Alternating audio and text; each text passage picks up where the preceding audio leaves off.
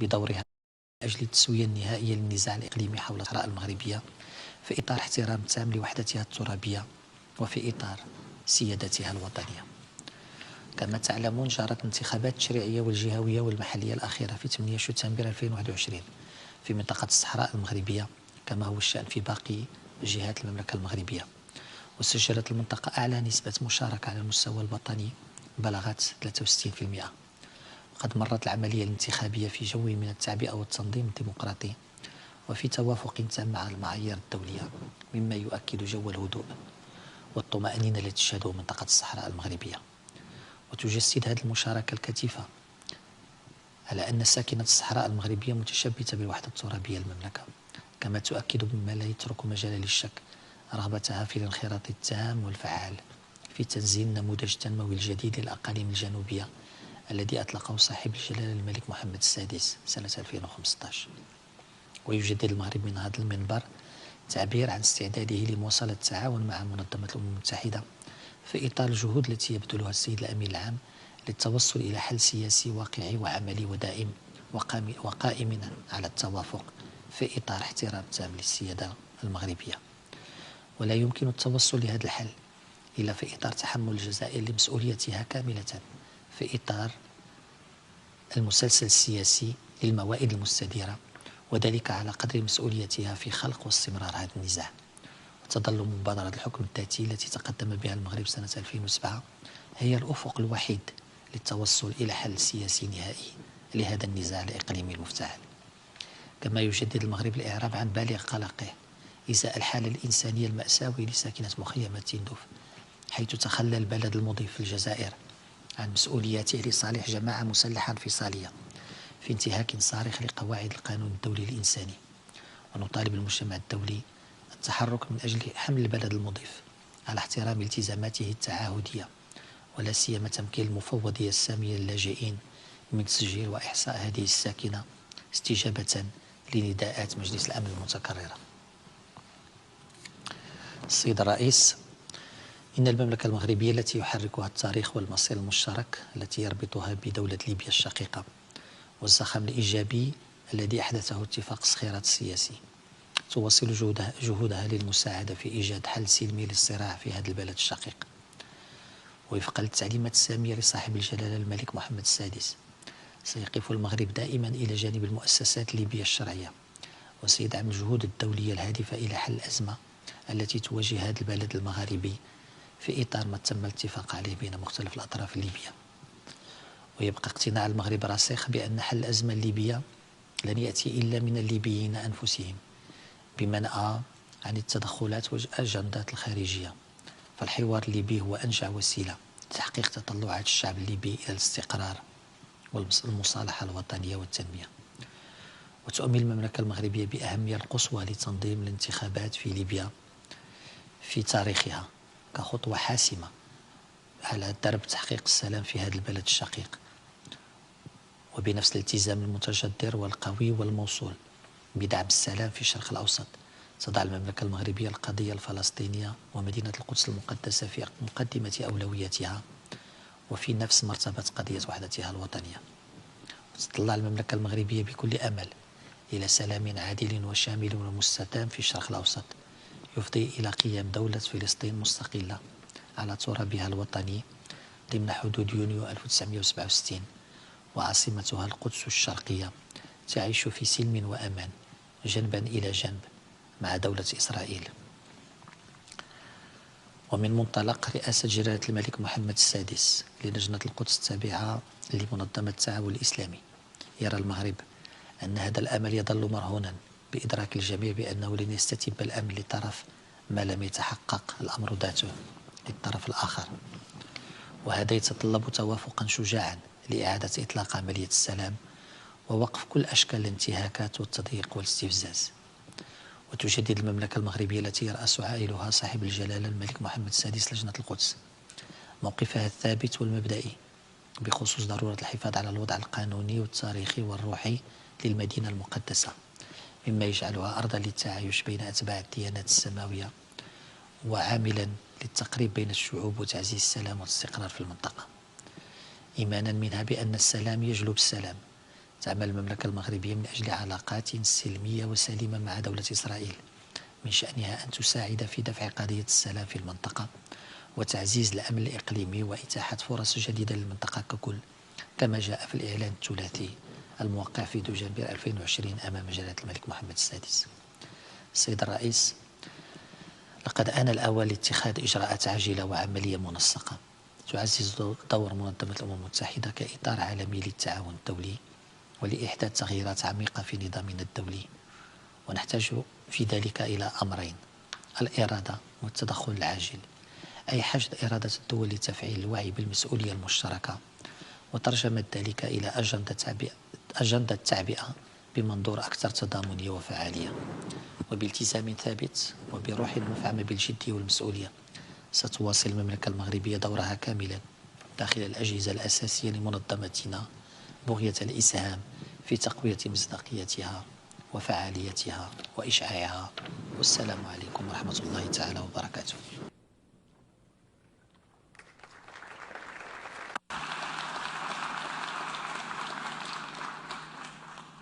I wish to thank the Minister for Foreign Affairs, African Cooperation, and Moroccans living abroad of Morocco for the statement just made.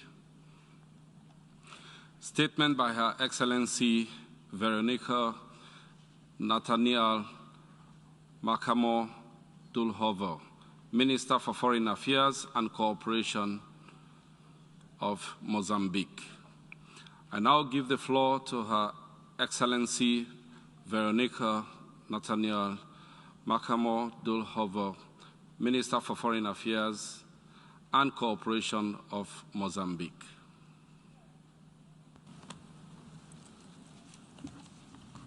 Senhor Presidente, Senhor Secretário-Geral das Nações Unidas, ilustres chefes de delegações, Excelências, minhas senhoras e meus senhores, é com satisfação que tenho a honra de participar na 76ª sessão da Assembleia Geral, em representação de Sua Excelência Filipe Jacinto Nyusi, Presidente da República de Moçambique, que por razões associadas à agenda a Nova York. Excelências, endereçamos as nossas mais calorosas felicitações à Sua Excelência Abdullah Said pela sua eleição ao cargo de Presidente da 76ª sessão da Assembleia Geral. Expressamos a nossa apreciação ao excelente trabalho desenvolvido pelo seu antecessor, Sua Excelência Valcon Bosquet, que fez realmente um trabalho de excelência.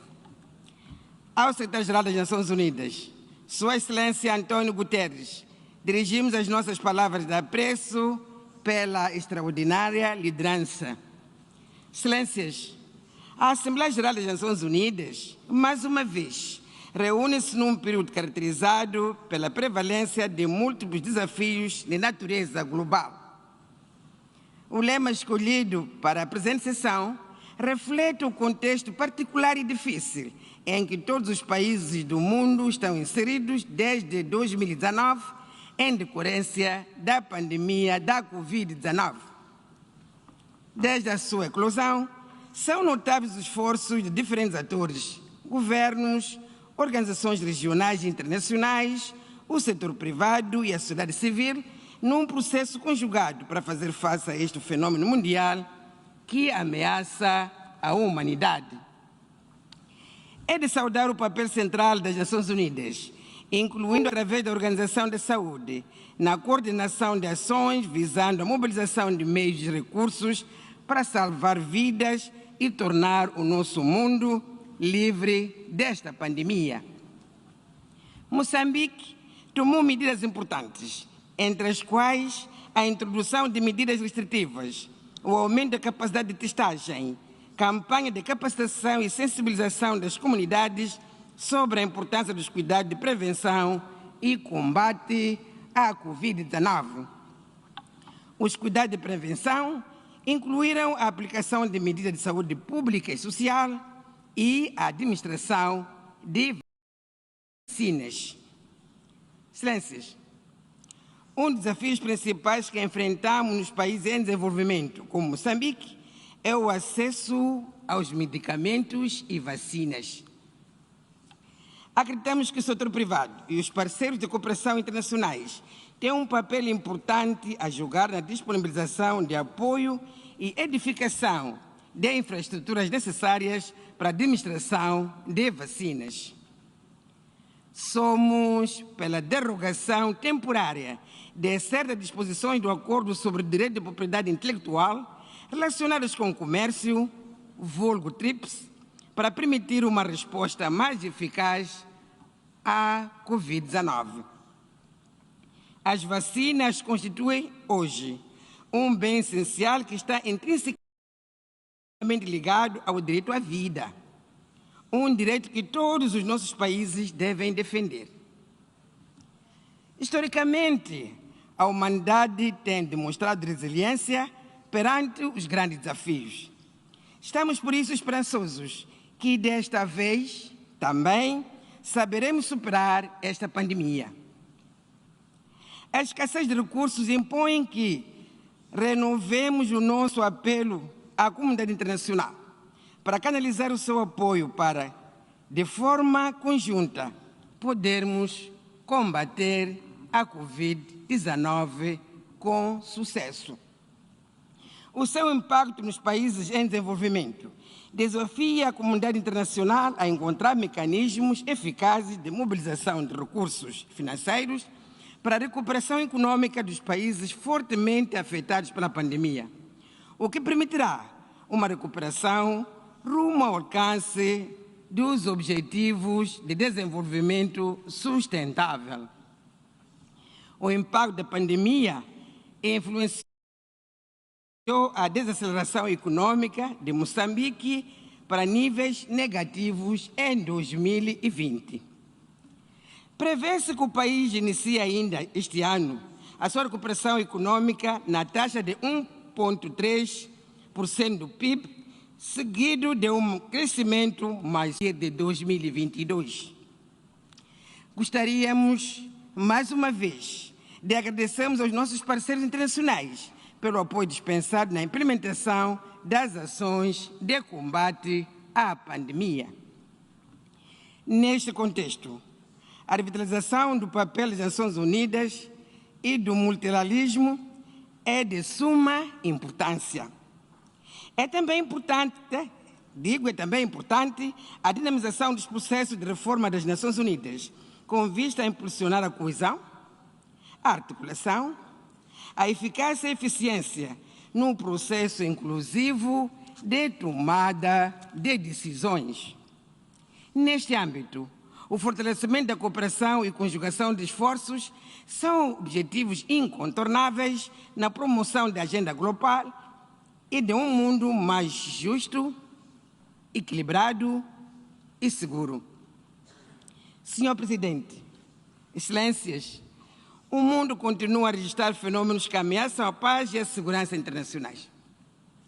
A expansão do terrorismo e do extremismo violento, conjugada com a proliferação e comércio de armas, constituem uma ameaça séria à paz e à segurança a níveis nacional, regional e global. A África está entre os continentes mais afetados pelo terrorismo e pelo extremismo violento. O terrorismo merece a atenção especial de toda a comunidade internacional, em particular das Nações Unidas, devido à dor e o luto que semeia no seio dos países. Compete a todos nós refletir sobre a melhor forma de erradicar este mal. No nosso país, os terroristas atuam em alguns distritos da província de Cabo Delgado, no norte do nosso país. O nível de destruição do tecido econômico e social, as atrocidades e massacres, a destruição de infraestruturas e pilagem de bens das comunidades semearam luto, dor e sofrimento profundos que gerou uma situação de emergência humanitária sem precedentes. O governo tem desencadeado uma resposta coordenada para fazer frente ao terrorismo, envolvendo parceiros a nível nacional, regional e internacional, sem destacar que, infelizmente, está a haver progressos no combate ao terrorismo no nosso país. Neste contexto, contamos com o apoio das forças da nossa organização regional, a SADC. Contamos também com a presença das Forças Armadas do Ruanda. Senhor Presidente, a União Europeia, os outros parceiros internacionais e países amigos têm vindo a conceder assistência no âmbito de emergência e da formação e modernização das nossas forças de defesa e segurança. Gostaríamos de agradecer à comunidade internacional por toda a assistência dispensada aos nossos esforços na luta contra o terrorismo e na assistência à população deslocada devido ao terrorismo. Excelências, gostaríamos igualmente de agradecer a assistência que a comunidade internacional tem concedido ao programa de desarmamento, desmobilização e reintegração dos antigos guerrilheiros da RENAM, concebido no quadro da implementação do Acordo de Paz e Reconciliação Nacional. Senhor Presidente, Excelências, as questões climáticas emergem como o desafio que atrai maior preocupação a nível internacional. A preservação do meio ambiente está intrinsecamente associada à sobrevivência da civilização humana. A África é um dos continentes mais vulneráveis aos desastres naturais, que se tornam cada vez mais frequentes e intensos. Moçambique está localizado numa zona propensa a ocorrências de desastres naturais, ciclones em particular, que se tornam, melhor dizendo, que se têm tornado mais frequentes nos últimos anos. Mais de um ano e meio depois do maior ciclone, o Idai, que flagelou o nosso país, continuam os nossos esforços pela reconstrução e recuperação dos danos socioeconômicos. Por esta razão, Moçambique atribui uma importância crucial aos esforços concentrados para a mitigação dos efeitos das mudanças climáticas no quadro de Sendai, sobre a redução de risco e de desastres e do Acordo de Paris sobre as mudanças climáticas. As mudanças climáticas continuam a constituir um grave entrave à implementação dos programas de desenvolvimento econômico e social nos nossos países. Apesar da sua insignificante contribuição na emissão de gases de estufa, são os países como o nosso que mais sofrem do impacto das mudanças climáticas, em particular, o impacto do fenômeno de aquecimento global. A redução dos financiamentos internacionais para os programas de promoção de resiliência e adaptação às mudanças climáticas tem gerado um impacto adverso e constitui um grande desafio para os países em desenvolvimento. Senhor Presidente, Excelências, minhas senhoras e meus senhores, acreditamos que os Objetivos de Desenvolvimento inscritos na Declaração de Paris sobre a eficácia da ajuda ao desenvolvimento são elementos importantes nas ações que visam reconstruir de forma sustentável as nossas sociedades. Efetivamente, são um fator a considerar ao renovarmos o compromisso da década de ação para a implementação dos Objetivos de Desenvolvimento Sustentável e no âmbito da implementação da Agenda 2030. A falta de recursos poderá comprometer seriamente o alcance das metas definidas para os 17 Objetivos de Desenvolvimento Sustentável, caso os padrões atuais de mobilização e sua disponibilização não sejam alterados.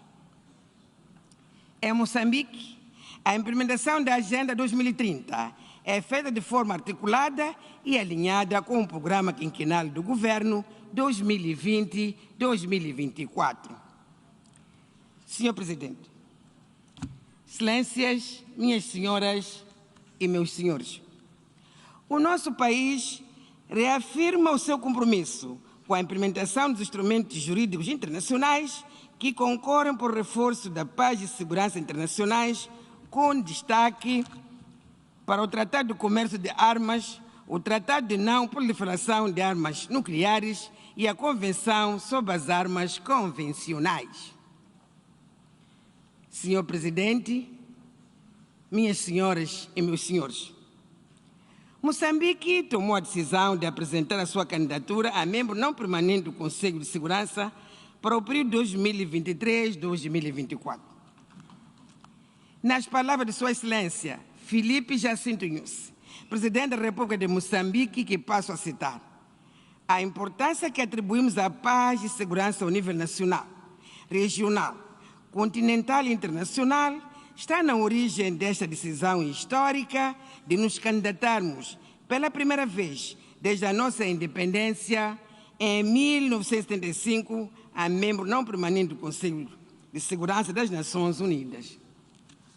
Fim de citação. Neste contexto, solicitamos humildemente o apoio de todos os Estados-membros das Nações Unidas para a materialização deste objetivo.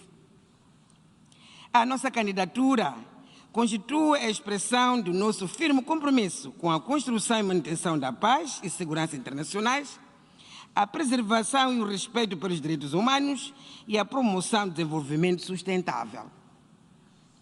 Por isso, reiteramos o nosso compromisso de servir com empenho e responsabilidade para que os princípios e objetivos da Carta das Nações Unidas continuem a ser a fonte de inspiração para os nossos povos na construção do seu bem-estar, paz e segurança global. Pretendemos colocar à disposição das Nações Unidas a modesta, mas razoável experiência de Moçambique na prevenção, mediação e resolução de conflitos com o recurso ao diálogo. A terminar, gostaria de reiterar que Moçambique acredita que, sob a égide das Nações Unidas e com o apoio de todos os Estados-membros, a solução dos problemas da atualidade, apesar de serem desafiantes, está ao nosso alcance. Pela atenção que gentilmente me dispensaram, aceito, Excelências, o nosso humilde e sincero muito obrigado. Obrigado, Excelências.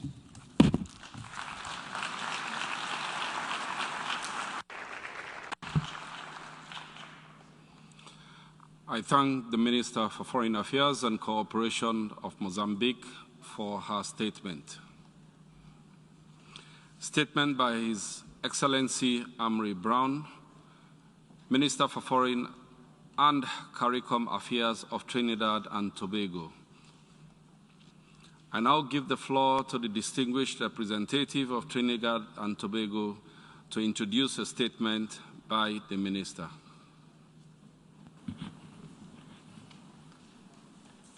Mr. President, I have the honor to introduce Senator the Honorable Dr. Amri Brown, Minister of Foreign and CARICOM Affairs of the Republic of Trinidad and Tobago, to deliver the national statement by pre-recorded video.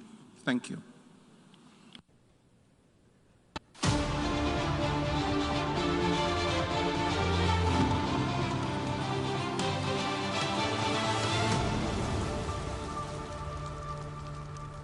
Mr. President, it is an honor to address this august Assembly of States on this, the 76th session of the United Nations General Assembly. On behalf of the government and people of Trinidad and Tobago, I extend congratulations to you on your election to the presidency. My delegation is confident that with your experience and able leadership, this crucial session will be highly successful in advancing our work for peace, progress, and sustainability for humankind. Permit me to also express our gratitude to His Excellency Volkan Bozkır for steering our work during the 75th session. Notwithstanding the innumerable challenges encountered during his presidency, he has effectively advanced a comprehensive framework to ensure the continuity of the work of the United Nations. Mr. President, I also take the opportunity to congratulate His Excellency Antonio Guterres on his reappointment as Secretary General. The continuity of his astute leadership serves to ensure that the United Nations remains a critical partner in our aspirations to build back better. Mr. President, the COVID-19 pandemic has laid bare the profound fragilities of our interconnected societies and economies. None among us have escaped severe economic contraction and consequential loss of livelihoods. Most of all, the heavy death toll has created new and complex social issues in our societies that require intervention by governments. We are of the firm belief that multilateralism is the only vehicle by which we can jointly save humanity, safeguard livelihoods, and re-energize our economies. It is happening right before our very eyes. COVID-19 has become a pandemic of the unvaccinated, the majority of whom live in the global South. As a responsible community of nations, we ought to take immediate measures to ensure equitable access to and distribution of vaccines across this globe. This would be the only secure way to protect our populations from further demise and our economies from further convulsions, as the current situation of vaccine inequity benefits only the virus. In Trinidad and Tobago's experience, it has proven an uphill battle to source vaccines on the open market, due, we were told, to our relatively small size and issues of low demand. Such dismissive and unfair responses really deny the universally accepted principle that every human being, whether they live in the developed North or the developing South, is entitled to the enjoyment of the highest attainable standard of health. Recognizing the dire consequences that countries of the Caribbean community would have to confront, Trinidad and Tobago used its chairmanship of CARICOM to convene a heads of state and government meeting to address the pressing question of vaccine availability. Such is our conviction of the relevance and power of multilateralism that the Trinidad and Tobago chairmanship took it one step further and raised with the Director General of the World Health Organization the convening of a global summit on vaccine availability. In the meantime, as a result of diplomatic initiatives taken at the bilateral level, Trinidad and Tobago and other members of the Caribbean community received donations of WHO-approved vaccines from several governments. We also received supplies via the COVAX facility and from the African Medical Supplies Platform. The people of Trinidad and Tobago and their government express once more their grateful thanks to all those countries and mechanisms whose generous assistance permitted us to scale up an aggressive vaccination campaign. It would be remiss of me not to express Trinidad and Tobago's deep appreciation for the critical leadership role continuously demonstrated by the United Nations, and more specifically by the WHO, in spearheading the global efforts to combat the COVID-19 virus. The evidence is irrefutable that human-induced climate change threatens the very survival of humankind.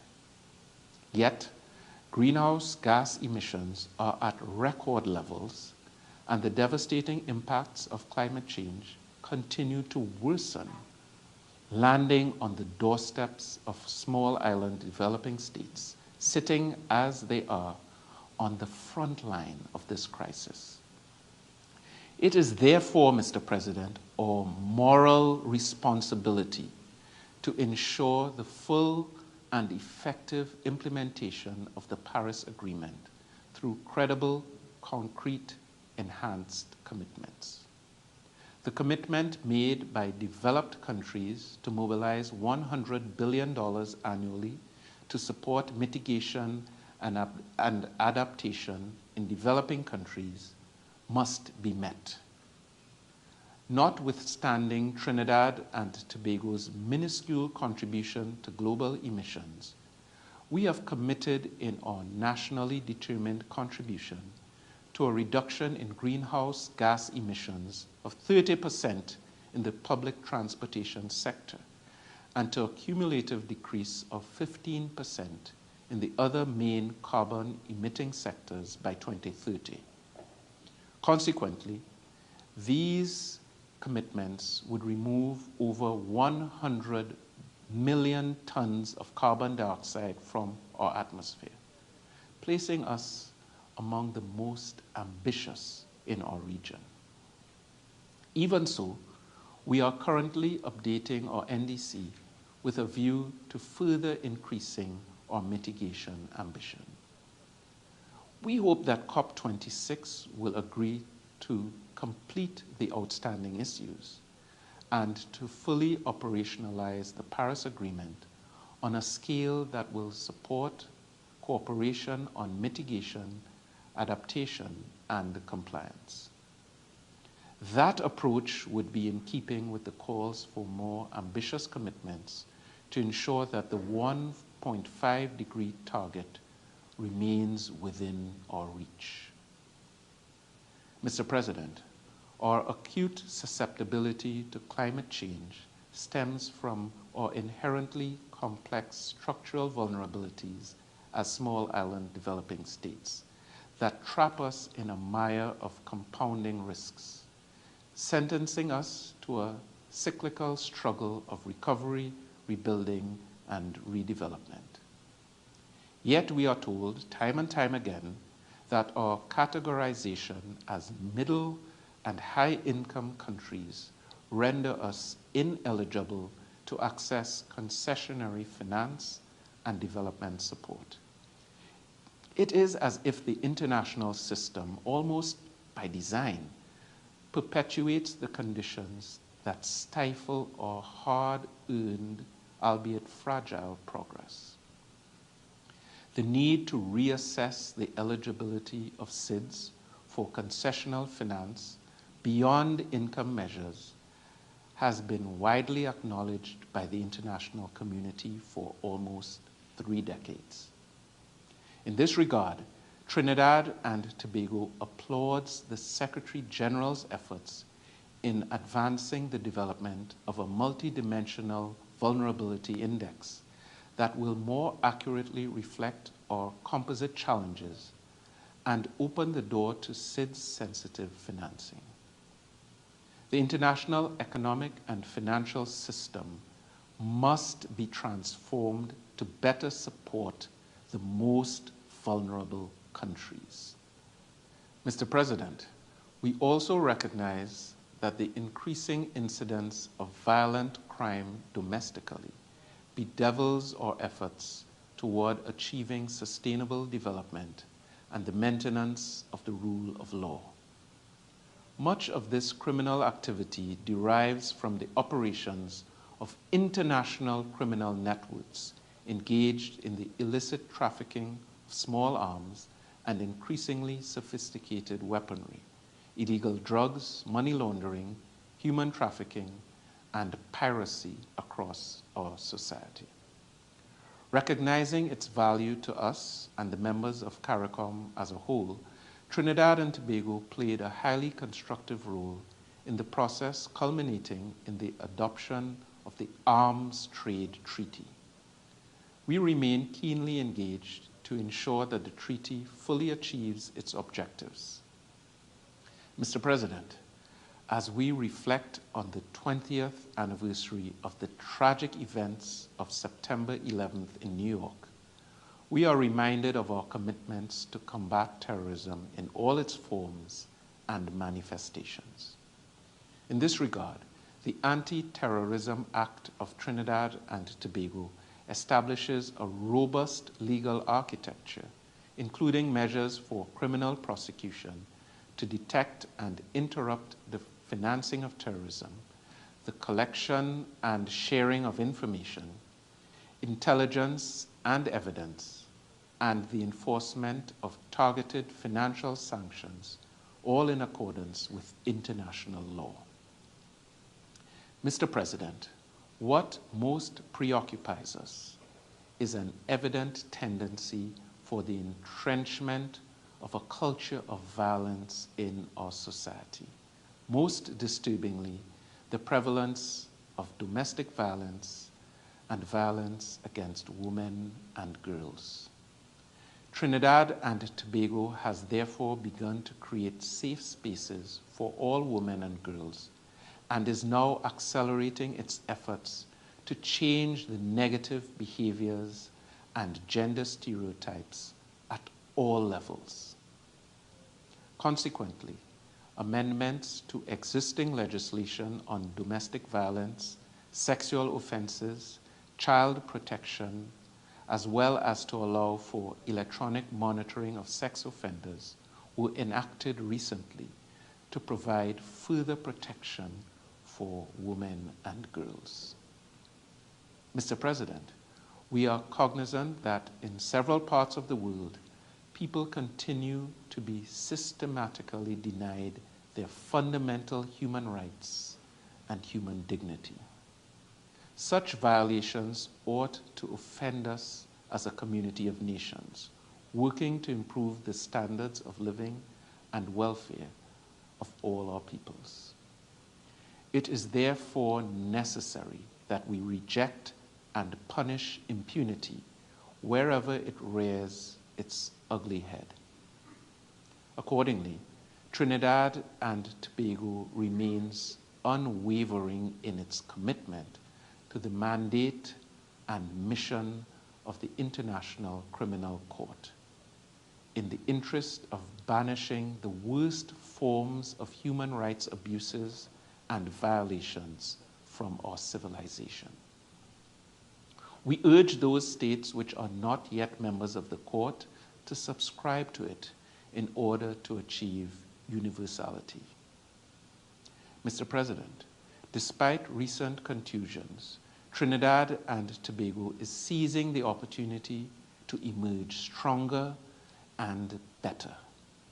As an economy predominantly dependent on the hydrocarbon and petrochemical industries, we are sparing no effort to provide the necessary support and the enabling environment to foster diversification through substantial transformation in the creative sector, as well as in manufacturing, finance, medicine, security, commerce, agriculture, and renewable energy.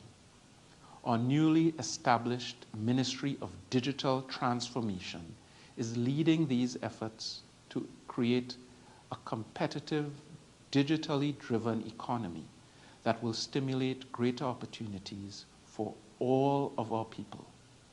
However, the misuse of digital technology can pose serious threats to the economy, national security, governance, and social stability. Therefore, we must develop appropriate mechanisms to protect and secure the integrity of our economies and societies, and to minimize its use as a disruptive tool. Mr. President, the thrust in all our efforts in pursuing sustainable development is to shape a better collective future for this planet, not only for ourselves, but for generations to come. Trinidad and Tobago remains dedicated to ensuring our children and youth, including those in vulnerable situations, have the necessary opportunities, tools, and a safe environment in order to reach their highest potential. Mr. President, evidence from the pandemic has shown that severe inequities continue to exist in our societies and that crises do not impact men and women in the same way. Therefore, in building back better, women's participation in all sectors of society must be at the heart of creating more inclusive, resilient, and sustainable communities and societies with enhanced preparedness to respond to future emergencies. The promotion of gender equality is a priority for Trinidad and Tobago, and so we have taken specific measures in certain key areas, including access to healthcare, education and training, employment, as well as in the provision of social protection. The important role of the family in the empowerment of women and girls has also been fully acknowledged. Mr. President, this year's high-level meeting on the Durban Declaration and Program of Action takes on even greater significance with the recent establishment of the Permanent Forum on People of African Descent and the convening of the first Africa-CARICOM Summit a few weeks ago. Africa has been a vibrant partner of CARICOM, both bilaterally and in several multilateral arenas, including here at the United Nations. In historical terms, these ties have been umbilical, but with the joint decision for regular dialogue, cooperation, and coordination, they will now be forward-looking as we seek to secure our broader interests in the international system. The lack of meaningful progress on Security Council reform remains a matter of deep concern. Our commitment to instill new life into the intergovernmental negotiations should amount to more than mere rhetoric. It should serve as a clarion call to member states to work collaboratively, in good faith, toward early reform of the Security Council to effectively respond to the urgent needs and challenges facing the diverse membership of the United Nations.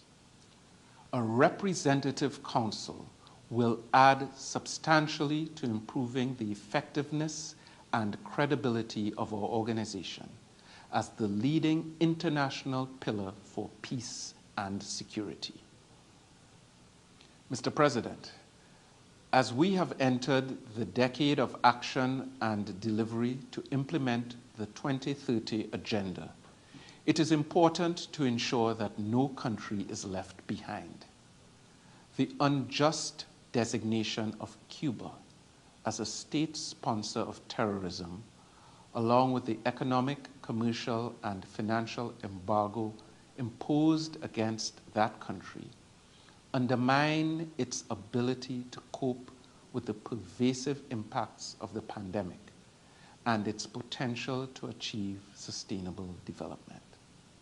Accordingly, Trinidad and Tobago reiterates its call for the unconditional lifting of the embargo against Cuba, in line with the fundamental principles of the UN Charter. Trinidad and Tobago remains deeply concerned that so little progress has been made in the long-standing Israeli-Palestinian conflict, which has led to on both sides. We urge both parties to respect and adhere to the temporary ceasefire and to do nothing that would inflame the already tenuous situation. It is our hope that the parties will shortly resume the process of engagement to find a way forward that would guarantee the Palestinians a permanent homeland and recognize Israel's right to exist in peace and security. Mr. President, the United Nations provides us all with the opportunity to discuss our differences, to build understanding, and to make common cause in protecting our planet and our civilization. Let me reassure you of Trinidad and Tobago's unshakable resolve to support this effort, as well as the work of the United Nations. Mr. President, I thank you.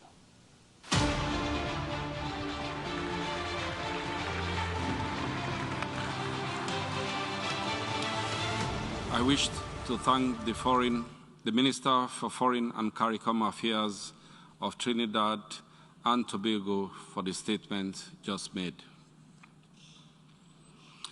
I now give the floor to His Excellency Othman Jerandi, Minister for Foreign Affairs of Tunisia.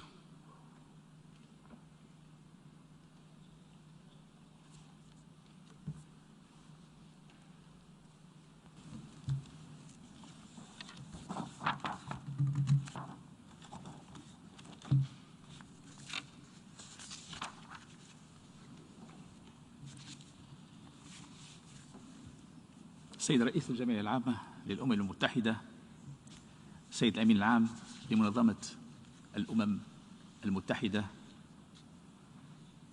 أصحاب الجلالة والسمو والفخامة، حضرات السيدات والسادة، أود في البداية أن أهنئ السيد عبد الله شهيد ومن خلاله جمهورية المالديف الصديقة على رئاسة الدورة 76 للجمعية العامة للأمم المتحدة، متمنيا له التوفيق والنجاح في مهامه السامية. كما أعرب عن فائق التقدير للسيد فولكان بوسكير لحسن إدارته لأشغال الدورة السابقة للجمعيات العامة. ولا يفوتني بهذه المناسبة أن أجدد للسيد أنطونيو غوتيريس تهاني الحارة على إعادة انتخابه على رأس منظمة الأمم المتحدة، وأن أؤكد له دعم تونس لمبادراته من أجل تعزيز دور المنظمة وضمان استجابة فاعلة للتحديات الدولية الماثلة. اسمحوا لي أيضا أن أغتنم هذا المنبر لأبلغكم شكر تونس العميق وبالغ تقديرها قيادة وشعبا لكل من ساهم في معاضدة جهودنا الوطنية من أجل التصدي لجائحة كوفيد-19، وهو ما مكن تونس من تجاوز مرحلة الخطر والشروع في من هذه الجائحة المدمرة. سيد الرئيس، إن انعقاد الدورة الحالية للجمعية العامة تحت شعار بناء القدرة على الثبات بالأمل والتعافي من جائحة كوفيد-19 وإعادة بناء الاستدامة والاستجابة لاحتياجات الكوكب واحترام حقوق الإنسان وتنشيط الأمم المتحدة بقدر ما يعكس الإرادة الأممية لرفع هذه التحديات وإيجاد الحلول المناسبة لها، فهو يتطلب منا كمجموعة دولية وضع الآليات اللازمة حتى يتحول هذا الأمل إلى واقع ملموس يعيشه مواطن شعوب العالم حيثما كانوا على قدم المساواة. والأكيد أنه من غير الممكن أن تواجه الأمم المتحدة تحديات استثنائية من حيث حجمها وتعقيداتها عبر معالجات ظرفية وبأدوات تقليدية أثبتت على مدى عشرات السنين عدم القدرة على تقديم الحلول الحاسمة والناجعة لمختلف الأزمات. وقد برهنت جائحة كوفيد-19 على الحاجة إلى التأسيس لسياسات قائمة على التضامن والعدالة وأكثر قدرة على البناء والصمود إزاء الأزمات، سياسات قادرة على إيجاد الحلول لما يلين من البشر الذين انزلقوا تحت خط الفقر المدقع، وملايين الأطفال الذين انقطعوا عن التعليم، وملايين النازحين واللاجئين، وملايين ممن تتهددهم المجاعة وسوء التغذية والتغيرات المناخية والنزاعات. إن القدرة على الثبات بالأمل لا يمكن أن تبنى ضمن السياسات الحمائية لعدد من الدول ونزاعات القومية والانغلاق على الذات، وإنما ضمن إطار متعدد الأطراف قوي ومتوافق عليه يستجيب لحاجيات جميع الشعوب وتطلعاتها. إننا اليوم أمام تحديات وظروف استثنائية غير مسبوقة ستحدد ملامح مستقبل عالمنا، ولا بد لمنظمتنا أن تكون على جاهزية تامة لابتكار حلول مناسبة تعيد التوازن والتعافي والاستجابة السريعة الرهانات. لقد حان الوقت للتفكير في الأمد البعيد وتحقيق المزيد من الإنجازات للشباب والأجيال القادمة، والاستعداد بشكل أفضل للتحديات المستقبلية لإرساء نظام متعدد الأطراف أكثر قوة وترابطا وفعالية. وفي هذا السياق نجدد لكم السيد الأمين العام استعداد تونس التام للانخراط الفاعل معكم جميعا من أجل تنفيذ مضامين خطتنا المشتركة. السيد الرئيس، شرعنا في تونس اليوم في بناء قدراتنا على الثبات بالأمل، بالتأسيس لديمقراطية حقيقية وسليمة تستجيب لإرادة الشعب التونسي وحده وتطلعاته المشروعة إلى نظام ضامن لسيادته وحقوقه وحريته وكرامته. وإن الوضع الخطير الذي تردت إليه الدولة وأصبح يهدد البلاد والمجتمع جراء التجاذبات السياسية العاقمة والأزمة الاقتصادية والاجتماعية والصحية استوجب تدخل سيادة رئيس الجمهورية قيس سعيد واتخاذه لجملة من القرارات والإجراءات الاستثنائية استنادا إلى نص الدستور لتصحيح المسار الديمقراطي وفقا لإرادة الشعب التونسي. وإنني أؤكد لكم مرة أخرى بأن الديمقراطية في تونس خيار لا رجعة فيه ولا تراجع عنه، وإن حقوق الإنسان والحريات العامة والفردية مضمونة ومصانة ضمن مؤسسات قائمة على سيادة القانون ومبادئ الحكم الرشيد، وهو ما فتئ سيادة رئيس الجمهورية يشدد عليه في جميع المناسبات. كما أنه لا سبيل إلى إرساء نظام ديمقراطي حقيقي وسليم دون مكافحة الفساد والتصدي لسياسة الإفلات من العقاب التي أنهكت الدولة وأضعفت هيبتها ومؤسساتها ونظامها القضائي. إن بناء دولة مستقرة حاضنة لجميع مواطنيها على قدم المساواة هو الشرط الأساسي لإرساء السلم الاجتماعي حقوق الإنسان، وهو ما يؤهلها أيضا للاذتلاع بدورها على الصعيد الدولي في تحقيق السلم وبناء الاستدامة واحترام القيم الكونية المشتركة لحقوق الإنسان وإنفاذها. وكما أثبتت تونس من خلال عضويتها في مجلس الأمن قدرتها على المساهمة البناءة في بلورة الحلول للعديد من القضايا الدولية وتقريب وجهات النظر بين مختلف الدول لتجاوز الخلافات والتأسيس لمرحلة جديدة من التضامن في العلاقات الدولية، تجسدت عبر اعتماد مجلس الأمن الدولي بالإجماع للقرار 2532. فإن بلادي لن تدخر جهدا في تحقيق تطلعاتنا المشتركة إلى المستقبل وإلى تنشيط منظمة الأمم المتحدة التي نريدها ونحتاجها ضمن خطتنا المشتركة.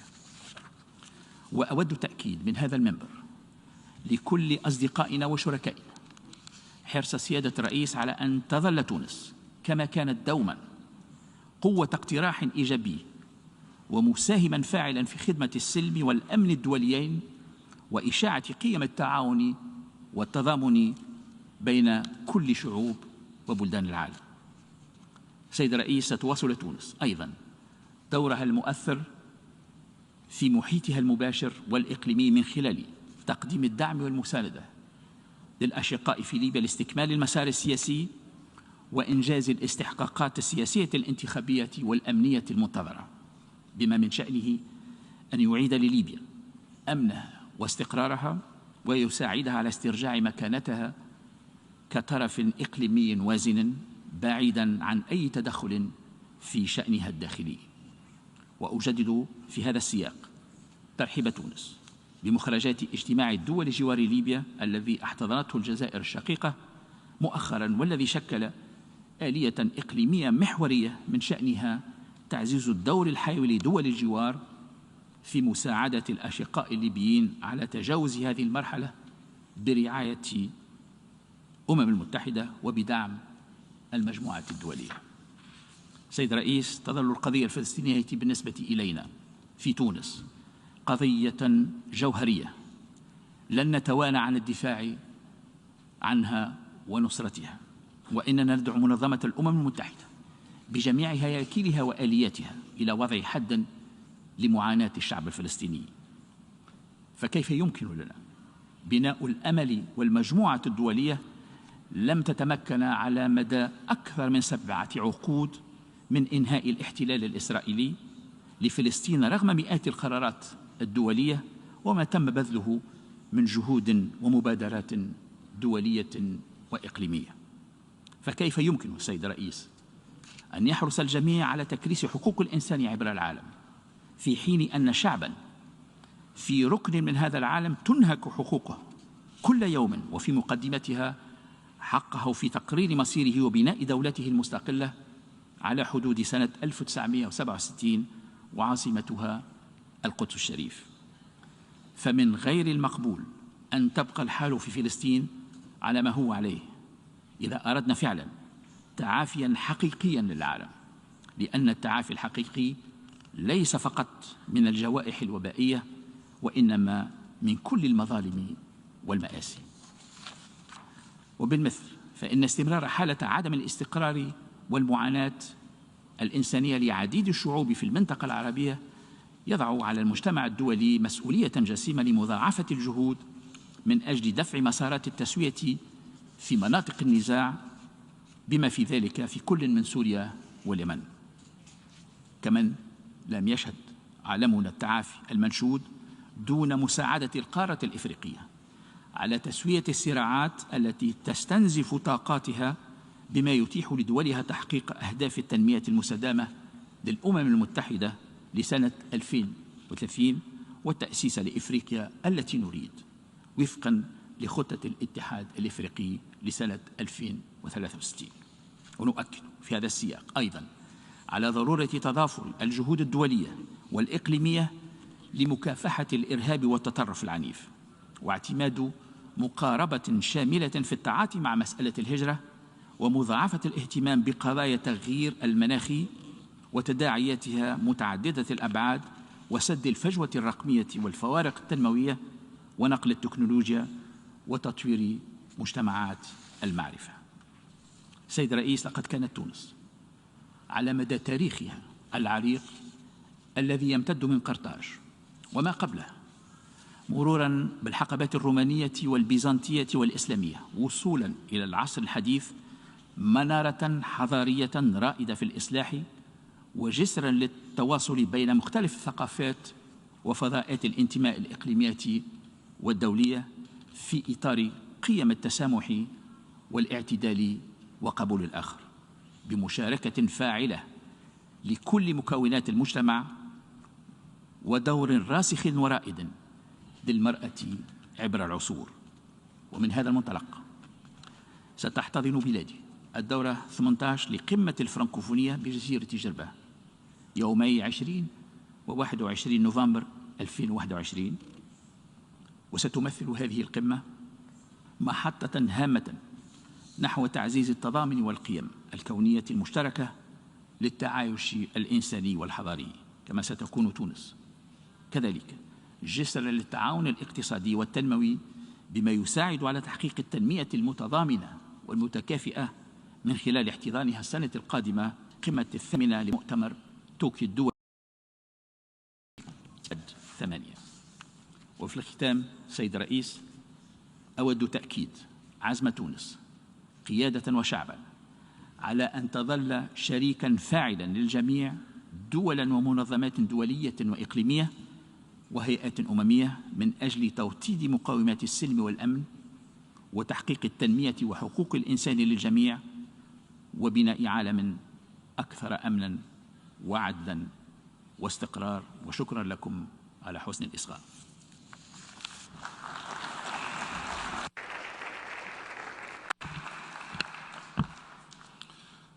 I thank the Minister for Foreign Affairs of Tunisia for his statement. I now give statement by His Excellency Nurayan Khadka, Minister for Foreign Affairs of Nepal.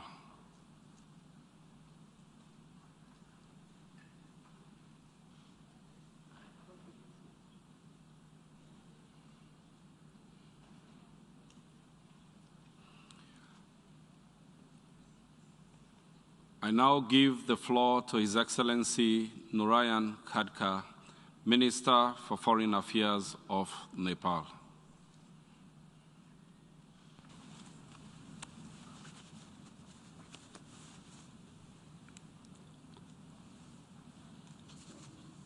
Mr. President, Mr. Secretary General, Excellencies,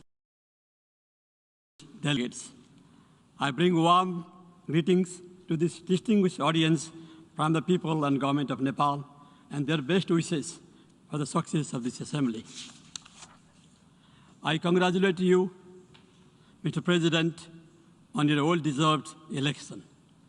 It is so significant to see that a South Asian is chosen to preside over the proceedings of the 76th session of the UN General Assembly at a time when the world is ferment in the midst of COVID-19 and the climate crisis.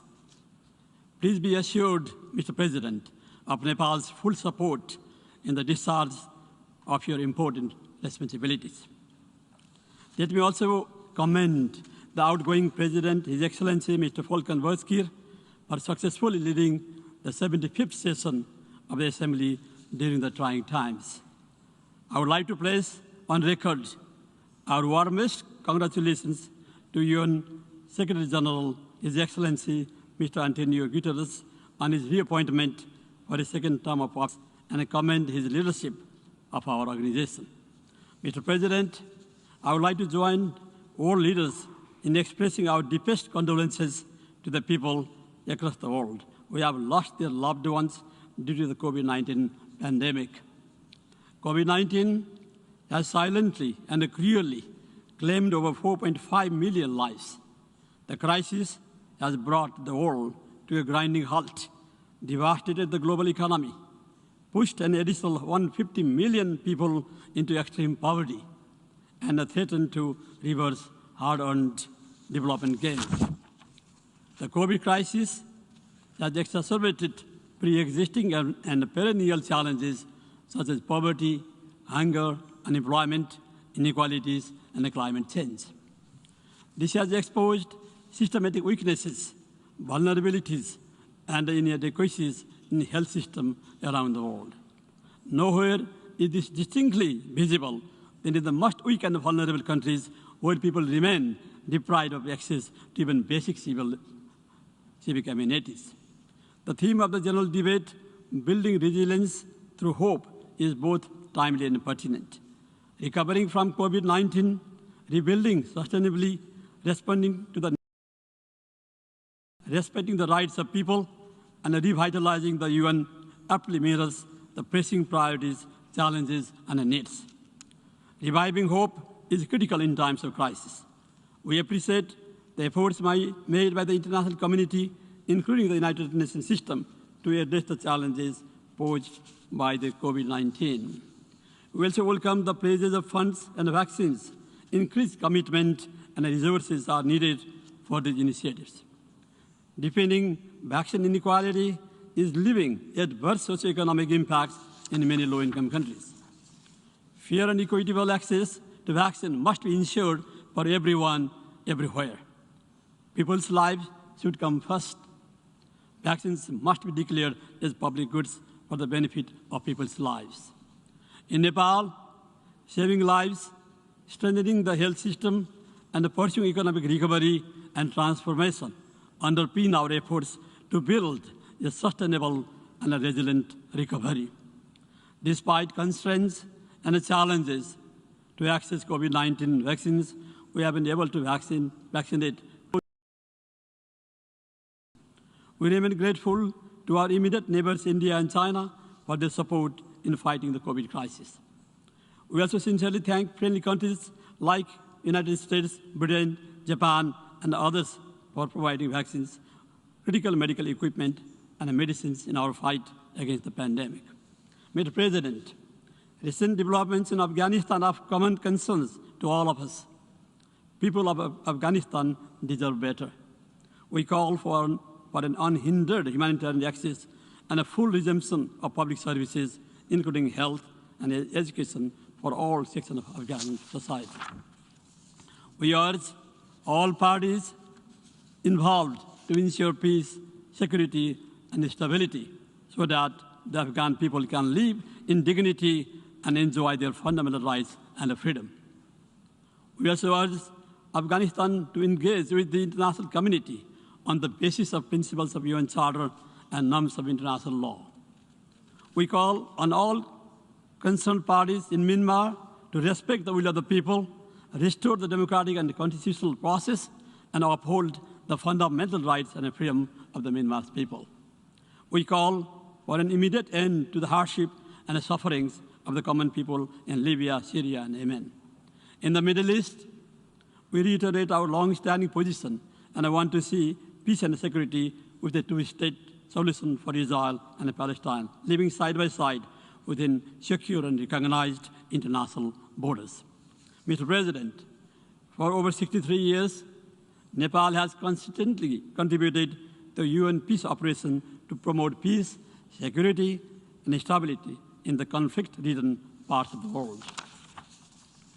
We attach high importance to the safety and security of UN peacekeepers and the need for adequate training, resources, and modern technologies. It is in this spirit that we endorsed the declaration of shared commitments in support of action for peacekeeping initiatives.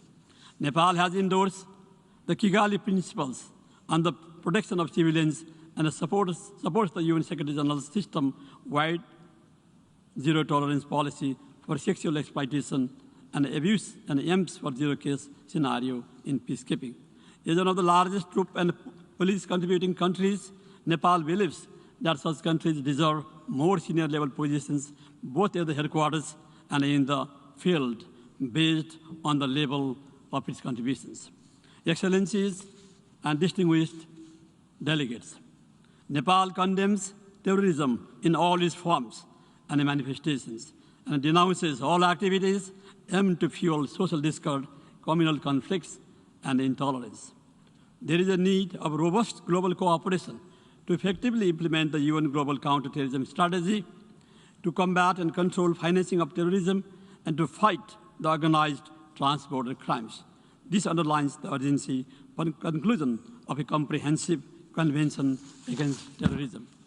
It is worrisome to see new signs of arms race through modernization of nuclear arms and weaponization of outer space among big powers. We call upon them to divert precious resources from military spending to addressing the COVID-19 pandemic and lifting the most vulnerable people out of poverty. The mechanism of disarmament, as well as the measures of non-proliferation and confidence building, have been installed. Nepal calls for general and complete disarmament of all weapons of mass destruction in a time-bound and verifiable manner. As the host of the UN Regional Center for Peace and Disarmament in Asia and the Pacific, we are committed to supporting the works of the center and reviving the Kathmandu process for promoting regional efforts on disarmament, arms control, and non-proliferation. Mr. President, whether it is the rising of sea levels or melting of Himalayan glaciers, hurricanes, storms, floods, or fires, climate change has become an existential threat to humanity. Reports indicate that warmer conditions have even prompted animals and plants to adopt new habits and evolve new traits. Nepal is home to 8 of the world's 14 highest peaks, including the top of the world, Sagarmatha, the Mount Everest. Sagarmatha stands as an icon of adventure seekers and the Himalayan heritage for us. As the environmental concerns are growing, we need to raise environmental awareness. While we welcome climbers from around the world, we expect climbers' cooperation to bring back the garbage from the high mountains to maintain their sanctity. Nepal has a number of snow-fed Himalayan rivers that are connected to identity and civilization and sustain 1/5 of the global population.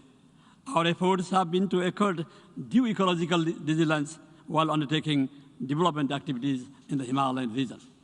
Nepal is at the sharp end of climate change despite its negligible share in greenhouse gas emissions.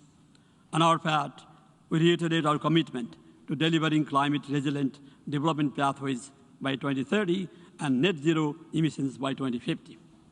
The principle of common but differentiated responsibilities, equity, and respective capabilities should be at the center of the climate agenda to ensure climate justice.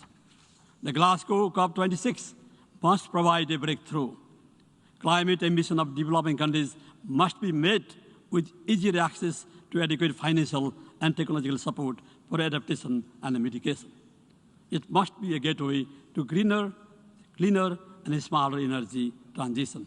Mr. President, with just less than a decade left, the world is not on track to achieve the 2030 agenda. The pandemic has strained our efforts to realize the goals of the SDGs. As we strive for resilient recovery and building back better and stronger, achieving SDGs should be at the center of our priorities. Nepal has mainstreamed the SDGs into its national plans, policies, and programs. Significant progress has been achieved across major sectors such as education, health, gender equality, and women's empowerment. Changing the lives of people lacking wealth, dignity, and human rights has been our commitment. The least developed countries, LDCs, are the most vulnerable group of countries even in the first quarter of the 21st century. This should be from the dehumanizing conditions of poverty and underdevelopment. LDCs and LLDCs need reliable and sustainable financing, partnership, and technology transfer to overcome their structural impediments to benefit from globalization. As both an LDC and LLDC, Nepal's structural challenges are unique. We see our plan to graduate from the LDC category by 2026 as an opportunity to bring structure, make the long-held national aspiration of graduation smooth, sustainable, and irreversible. We look up to the LDC 5 to be held in Doha early next year as an important opportunity to renew the bond of international partnership. It must build on the unfinished business of IPOA with a commitment to enhance level of support to the graduating countries. The development of multimodal transport infrastructure and unhindered transit rights of landlocked nations are critical to their sustainable development. We call for the implementation of past decisions and programs in full synergy and coherence with the 2030 agenda, and expect development partners to increase their support to establish a secure, reliable, and efficient transport system for the landlocked developing countries. The ongoing crisis must not be a pretext for retracting from the ODA commitments. The development potentials of South-South cooperation in terms of trade, investment, and technology must be fully exploited. It is time to reform global economic governance architecture to ensure fair and equitable representation of all. We welcome the steps taken by IMF and G20 on debt relief and debt service suspension. Nepal calls for a reformed and more equitable international debt restructuring to address the debt crisis of low-income countries. WTO is not only about maintaining a rule-based international trading order. It must also be a platform to enable the developing countries benefit from it with an enhanced level of international cooperation in the areas of aid for trade, technology transfer, and capacity building. Connectivity is a lifeline for peace, progress, and prosperity. Connectivity forms a premise for enduring cooperation, deeper integration, building of trust and confidence among nations. Nepal attaches utmost priority to cooperation through connectivity and underlines the need to create a win-win situation between and among countries.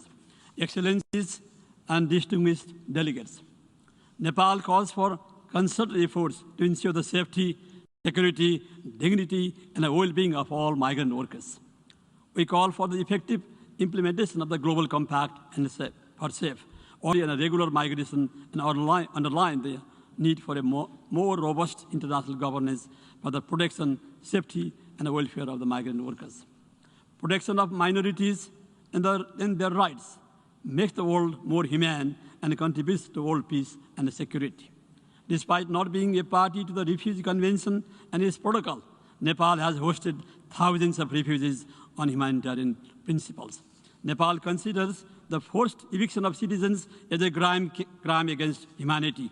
We call upon the international community to respond responsibly and act decisively for refugees' right to return to their homeland in safety and dignity. Mr. President, Nepal has chosen the democratic path to development. Democracy is about people, and therefore, democracy is indispensable for people's welfare. The Constitution of Nepal accommodates the aspirations of all citizens. Proportional representation of all sections of the society is at its core. It guarantees a comprehensive set of internationally recognized human rights and fundamental freedoms. The Constitution establishes powerful commissions to promote and protect rights and interests, especially to women, Dalit, Muslim, Madhesis, indigenous people, and other disadvantaged communities. It makes it mandatory to have 33% women representation in federal and provincial parliament and 40% at the local level. This has formed up their role in politics and development. We are committed to conclude the transitional justice process through the Truth and Reconciliation Commission and the Commission of Investigation on Enforced Disappeared Persons. There would be no blanket amnesty in the cases of serious violation of human rights. As a member elected for the second term in UN Human Rights Council, we continue to add value through our political and important approach to human rights. Mr. President, Nepal's worldview is shaped by our adherence to the principle of amity with all and enmity with none. Our friendship with both of our neighbors, India and China, remains of paramount importance in the conduct of our foreign policy, based on the principles of Panchashil, 5 principles of peaceful coexistence derived from the teaching of Lord Buddha, the enlightened son of Nepal. The relevance of these principles as a framework for international relations cannot be overstated in the present context. Principles and the purposes of the UN Charter, non-alignment, international law, and norms of world peace form the basis of our foreign policy. The present government of Nepal, led by Prime Minister Sher Bahadur Deuba, is committed to conduct the foreign policy on the basis of sovereign equality, mutual respect, and mutual benefit, and remains engaged with all friendly countries in the wider international community. Nepal firmly believes in the indispensability of multilateralism with the United Nations as its core. We consider this the only way to build global understanding and cooperation, promote shared interest, and secure our common future. We add our voices in support of the measures and initiatives aimed at UN reforms. Under representation of developing countries must be addressed in recognition of their growing contribution. We want to see a more representative, inclusive, and transparent Security Council and a more revitalized General Assembly. Reforms must be inclusive and representative, accountable, and effective in its delivery. We consider regional cooperation arrangements important for building trust and confidence among nations, managing harmonious relations, and making the best use of complementarities for shared prosperity. Nepal's active engagement in SAARC, BIMSTEC, and ACD manifests our ardent faith in regional cooperation, connectivity, and integration.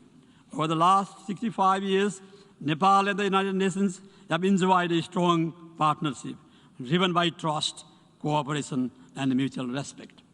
We thank the United Nations for its continued support in our development endeavors. Nepal commends the Secretary General for bringing out a comprehensive report, Our Common Agenda. We support the report's focus on the agenda of action designed to accelerate the implementation of existing commitments. Mr. President, we live in troubled times. There has been dramatic shift in geopolitics and geoeconomics in the post-Cold War era, posing unprecedented challenges on all fronts. The world's economic center of gravity is shifting decisively towards Asia, centered on the economic growth of China and India. At the same time, the world is becoming more complicated and polarized, with transnational challenges ranging from terrorism to climate change, to food security, to mass migration, to political radicalism and extremism. Under the cumulative impact of all these factors, we are experiencing with new ways of life in the midst of confusion and uncertainty. We see conflicts in different parts of the world. These conflicts are more within nations than between nations. This has given rise to identity politics. Nations find themselves increasingly divided along lines of race, ethnicity, gender, and religion. We must find a common ground and practice tolerance and harmony to confront these unimaginable problems. My delegation considers that democracy and multilateralism have no alternative to overcome the stress and strains of the day. It is also the best antidote to the risk of civil conflict in ethnically diverse societies. I feel happy to share with this organization that the unity in vast diversity is Nepal's strength. Thanks to the democratic culture and the harmonious way of life, Nepali people's resilience in times of hardship and suffering has remained exemplary, as seen in the aftermath of the devastating earthquakes of 2015 and the COVID-19 pandemic in recent times. As I stand here today, my thoughts go back to 1960, when the first elected Prime Minister of Nepal, late B.P. Koirala, while addressing the United Nations General Assembly, said, and I quote, "As we look at the world, we find that it is the economic disparity between countries, as between the rich and the poor people within the nation, that is the source of much friction and tension. The main function of the United Nations at the present moment is the creation or recreation of a climate of confidence and trust," end of quote. Creating a climate of confidence and trust is as relevant today as it was in 1960. It is upon us to work together for a more equitable, just, fair, resilient, and a sustainable world. In conclusion, I believe the time is now to turn the crisis into opportunity, despair into hope, and risk into resilience. The time is now to build a stronger, interconnected, and inclusive multilateral system grounded in cooperation, solidarity, and mutual trust. We must rise to our responsibility to rebuild for the sake of the people we serve and the planet we live in. I thank you for your attention.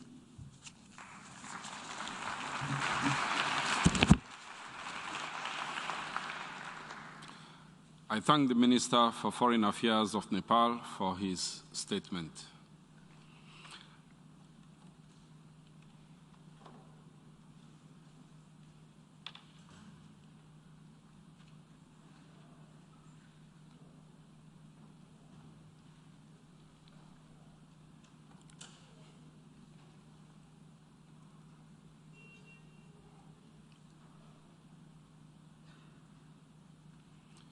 Statement by His Excellency Denis Moncada Colindres, Minister for Foreign Affairs of Nicaragua.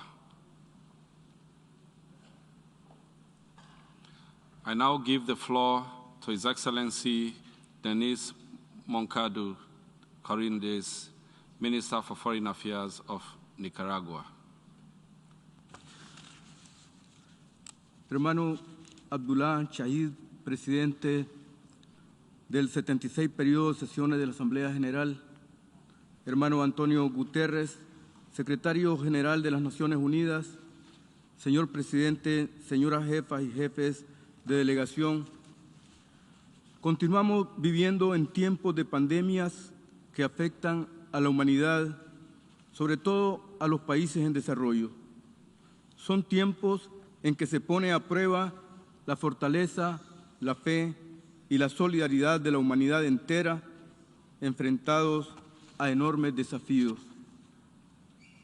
Transmitimos la solidaridad y condolencias del compañero presidente de Nicaragua, comandante Daniel Ortega Saavedra, y la compañera vicepresidenta Rosario Murillo, a las familias en todo el mundo que sufren las graves consecuencias del COVID-19 y que han perdido a seres queridos. Esta crisis sanitaria mundial sigue socavando nuestros esfuerzos para superar los problemas y desafíos existentes como la pobreza, el hambre y la desnutrición, la inequidad, el desempleo, el cambio climático producidos por la explotación capitalista irracional y opresivo. Es inaceptable el acaparamiento deshumanizado de vacunas para el COVID-19 por parte de los países desarrollados que impide su distribución justa y equitativa para todos, incluyendo a los países en desarrollo. Es necesario y justo garantizar la transferencia de la tecnología y de recursos financieros, así como declarar las vacunas un bien común de la humanidad.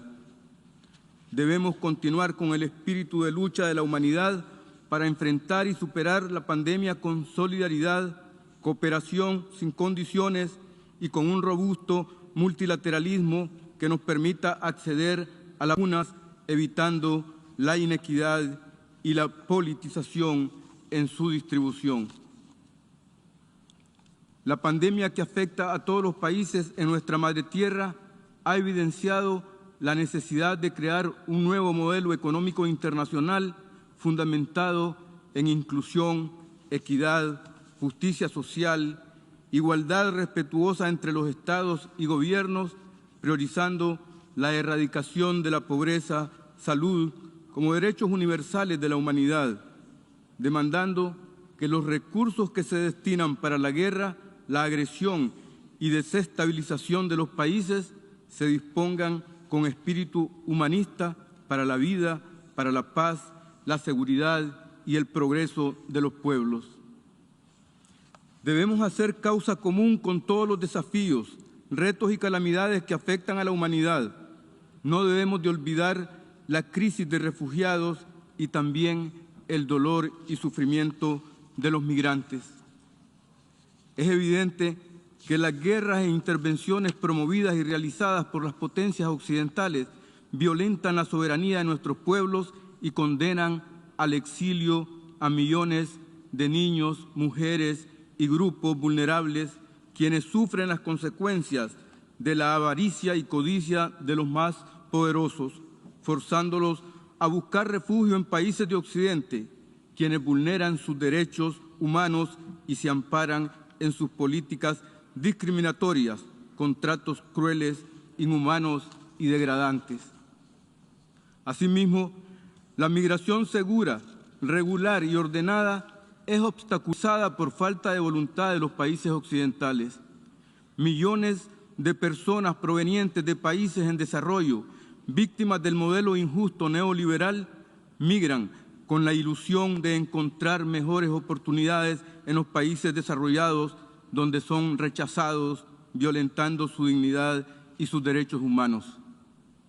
Señor Presidente, recientemente, el pasado 15 de septiembre, hemos conmemorado los 200 años de la primera independencia de Nicaragua y los pueblos centroamericanos.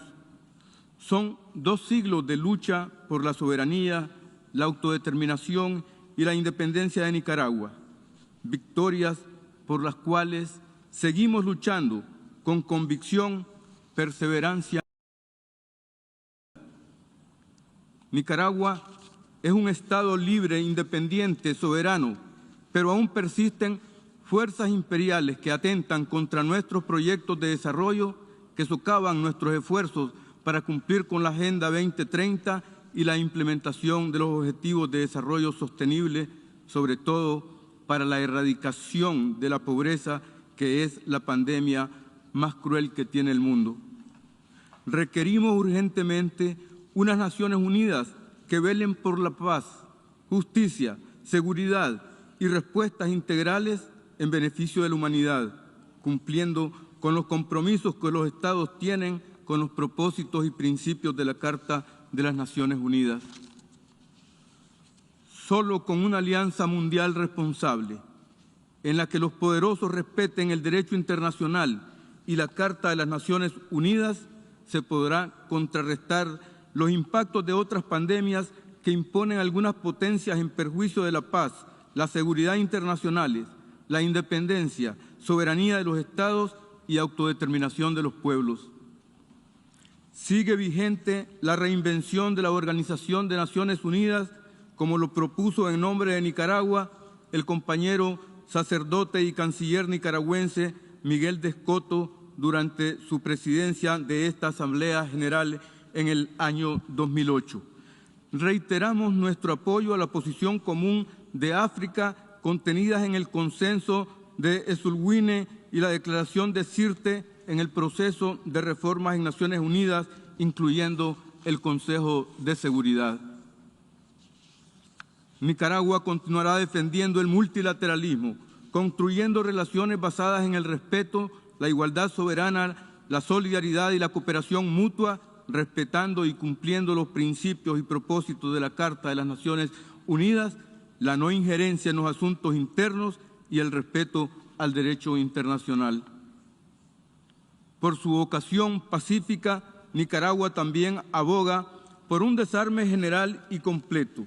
Está a favor de la eliminación total de las armas nucleares para beneficio de la humanidad.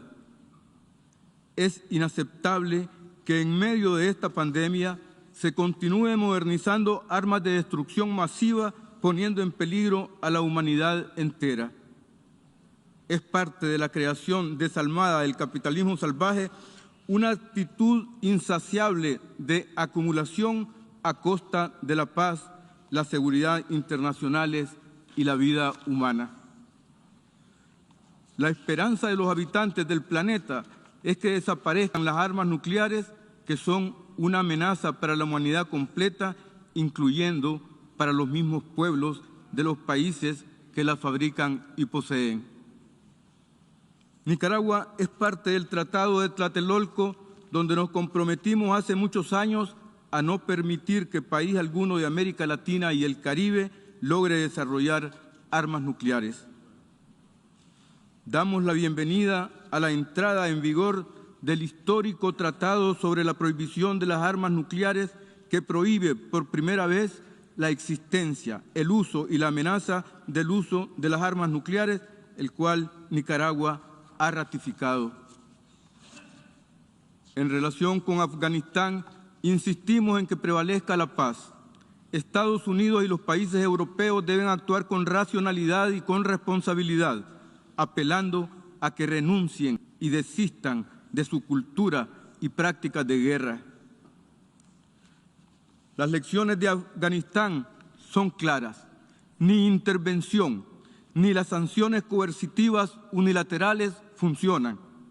Son políticas fallidas y las potencias tienen que encontrar el camino de paz y de respeto al derecho internacional para relacionarse con todos los pueblos del mundo, especialmente con los países en desarrollo.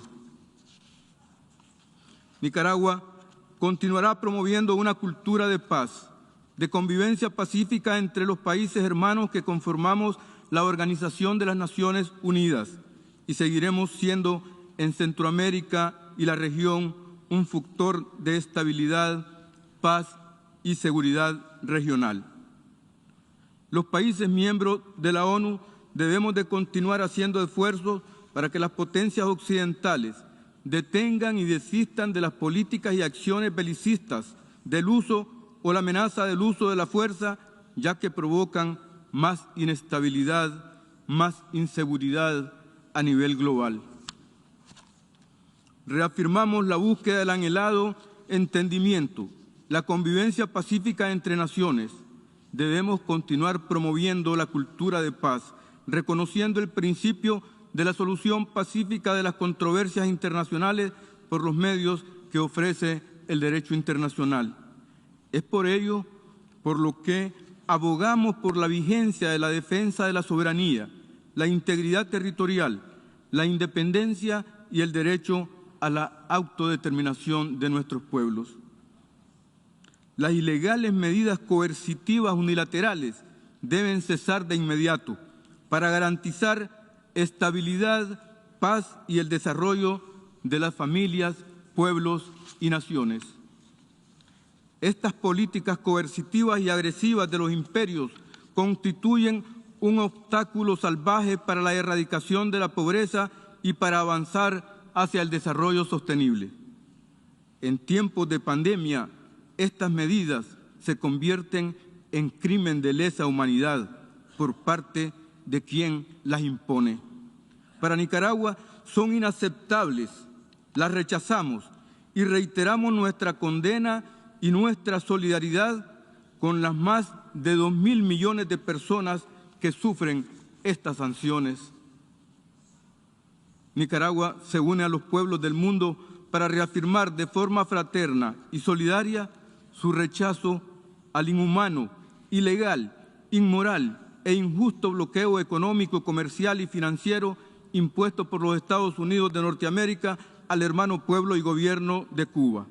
Un pueblo extraordinario que ha librado una batalla titánica a lo largo de más de 60 años, resistiendo invasiones, actos de terrorismo económicas, bloqueos y todas las marañas del imperialismo y sus acciones desestabilizadoras. Reiteramos nuestra solidaridad militante con la hermana República Bolivariana de Venezuela, su pueblo bolivariano y el constitucional y legítimo gobierno del presidente Nicolás Maduro. Señor presidente, hermanas, hermanos, mientras nuestros pueblos trabajan, resisten, responden y se recuperan de la pandemia, no debemos olvidar los desafíos que impone la amenaza del cambio climático y su impacto devastador, en particular en los países en desarrollo, la cual estará presente aún después de haber superado la pandemia del COVID y recuperada la economía.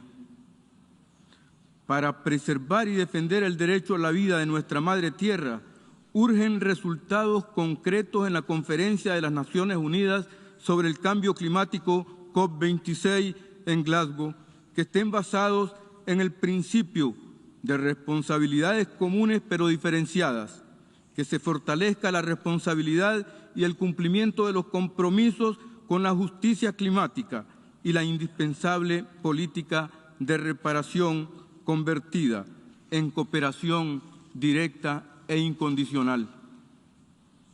Si dejamos pasar el tiempo sin que los países desarrollados cumplan sus compromisos, el daño a la madre tierra por el calentamiento global será irreversible, siendo ellos los responsables históricos de dicha catástrofe. Es de suma importancia que los grandes emisores responsables de la depredación, la degradación y los desajustes reconozcan nuestras pérdidas y daños, contribuyendo con la recuperación de nuestros ecosistemas. Está más que demostrado que Centroamérica y el Caribe es región altamente vulnerable a los impactos del cambio climático. Los eventos meteorológicos son cada vez más frecuentes e intensos, así como otros fenómenos climatológicos. En noviembre del año pasado, en solo 2 semanas, Nicaragua fue impactada por 2 destructores huracanes categoría 5 y 4, afectando a comunidades originarias y afrodescendientes en nuestras costas del Caribe, causando fuertes daños a la infraestructura, producción y economía. Nicaragua se adhirió al Acuerdo de París en 2017, asumiendo el compromiso de fortalecer los intereses de los países más vulnerables y alinear la pertinencia de políticas, estrategias e instrumentos de gobierno con el fin de contribuir con la meta de limitar la temperatura global en 1.5 grados centígrados. Los grandes emisores tienen esa responsabilidad histórica. Señor presidente, deseamos expresar la total solidaridad y pleno respaldo de Nicaragua con la causa y los anhelos de autodeterminación, paz y justicia del heroico pueblo palestino. Nicaragua no cesará en su llamado y respaldo a la solución basada en dos estados, el Estado de Israel y el Estado de Palestina, según las fronteras de 1967, con Jerusalén Oriental como su capital, y donde ambos estados, en pie de igualdad, puedan coexistir en pleno goce de sus aspiraciones, en paz, seguridad, en cooperación y armonía. Reiteramos nuestra solidaridad fraterna con el gobierno y pueblo de Siria en la defensa de su soberanía e integridad territorial y en su lucha contra la agresión extranjera y el terrorismo internacional. Debe de ponerse fin a toda agresión en contra del pueblo y gobierno de Siria. Ratificamos nuestra invariable voluntad de continuar apoyando la justa lucha del noble pueblo saharaui por su libre determinación y el respeto a su dignidad y a sus derechos como nación soberana, la República Árabe Saharaui Democrática. Nicaragua aboga por la descolonización plena en nuestro continente, incluyendo la del pueblo de Puerto Rico y la restitución de la soberanía de las Islas Malvinas a la República Argentina. Nuestro pueblo y gobierno apoyamos el fin de todas las sanciones a la hermana República de Irán y respaldamos la implementación completa de acción conjunto del 14 de julio de 2015. Subrayamos que este plan y este acuerdo demuestra que en el diálogo y la diplomacia son los medios más apropiados para la solución pacífica como parte esencial en el funcionamiento del multilateralismo. Ante esta pandemia, se hace imprescindible, por razón humanitaria, la aplicación del principio de universalidad para que Taiwán pueda participar en los mecanismos y reuniones correspondientes del sistema de Naciones Unidas. Condenamos las agresiones políticas hegemónicas norteamericanas que atentan contra la solución pacífica de los conflictos y que constituyen amenazas y acciones políticas, económicas, comerciales y militares contra la Federación de Rusia, la República Popular China y la República Popular Democrática de Corea. Debemos defender el principio de diálogo y negociación y el no uso de la fuerza ni la amenaza como principios básicos de la Carta de las Naciones Unidas. Respaldamos a la Federación de Rusia en sus esfuerzos por promover la paz, el entendimiento y la estabilidad en el mundo. Conforme el derecho internacional, se debe respetar en Bielorrusia el principio de no injerencia en los asuntos internos de los Estados. Rechazamos toda forma de intervención extranjera, así como las presiones externas a las que ha sido sometido su gobierno y su pueblo. El Gobierno de Reconciliación y Unidad Nacional se mantiene firme y comprometido con la preservación de la paz, la estabilidad y la seguridad en Nicaragua, haciendo sus mejores esfuerzos y desarrollando sus políticas para garantizar prosperidad para todos los nicaragüenses con inclusión y sin distinciones.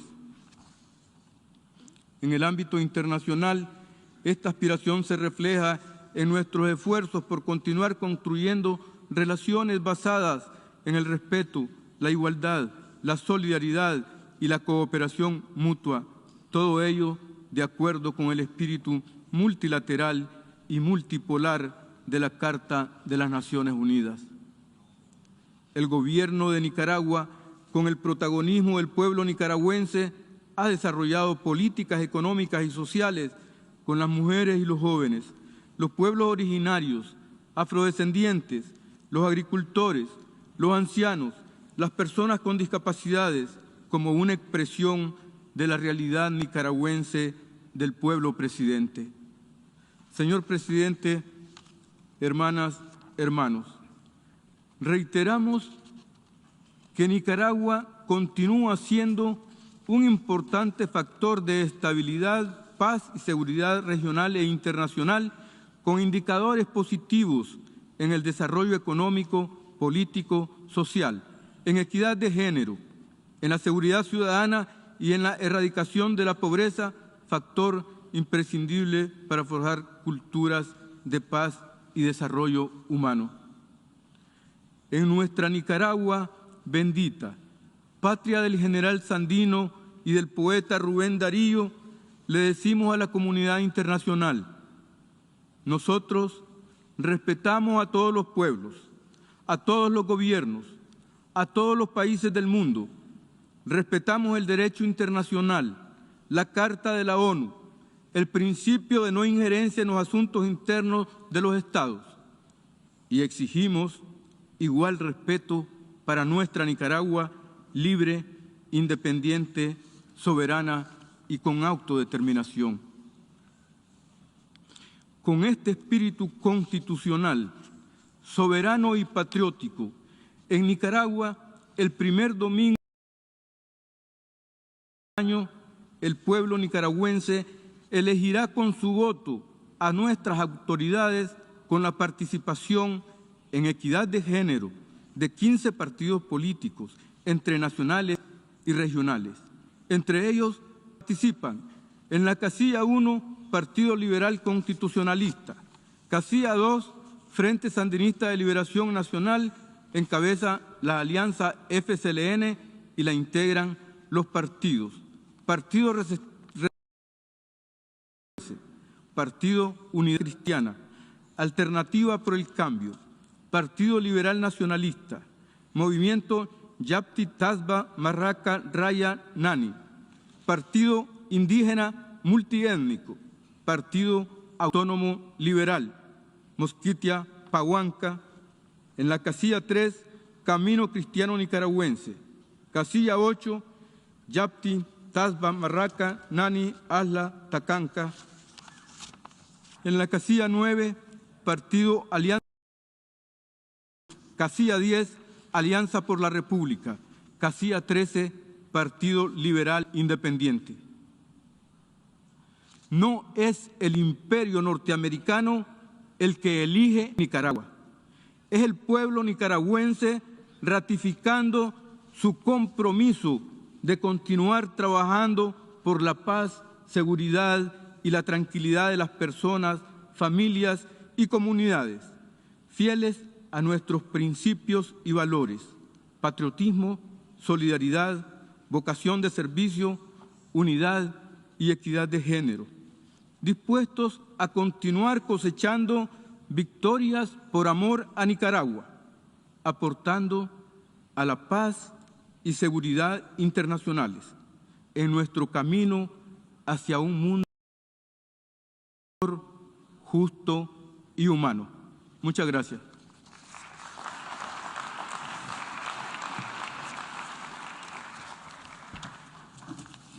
I thank the Minister for Foreign Affairs of Nicaragua for his statement. Statement by His Excellency Mark Garneau, Minister for Foreign Affairs of Canada.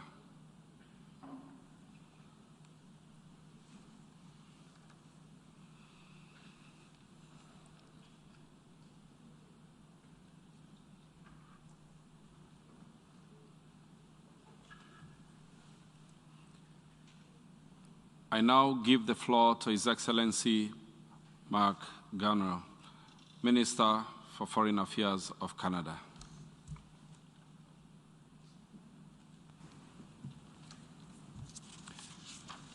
Mr. President, Excellencies, before I begin, please allow me to make a personal observation.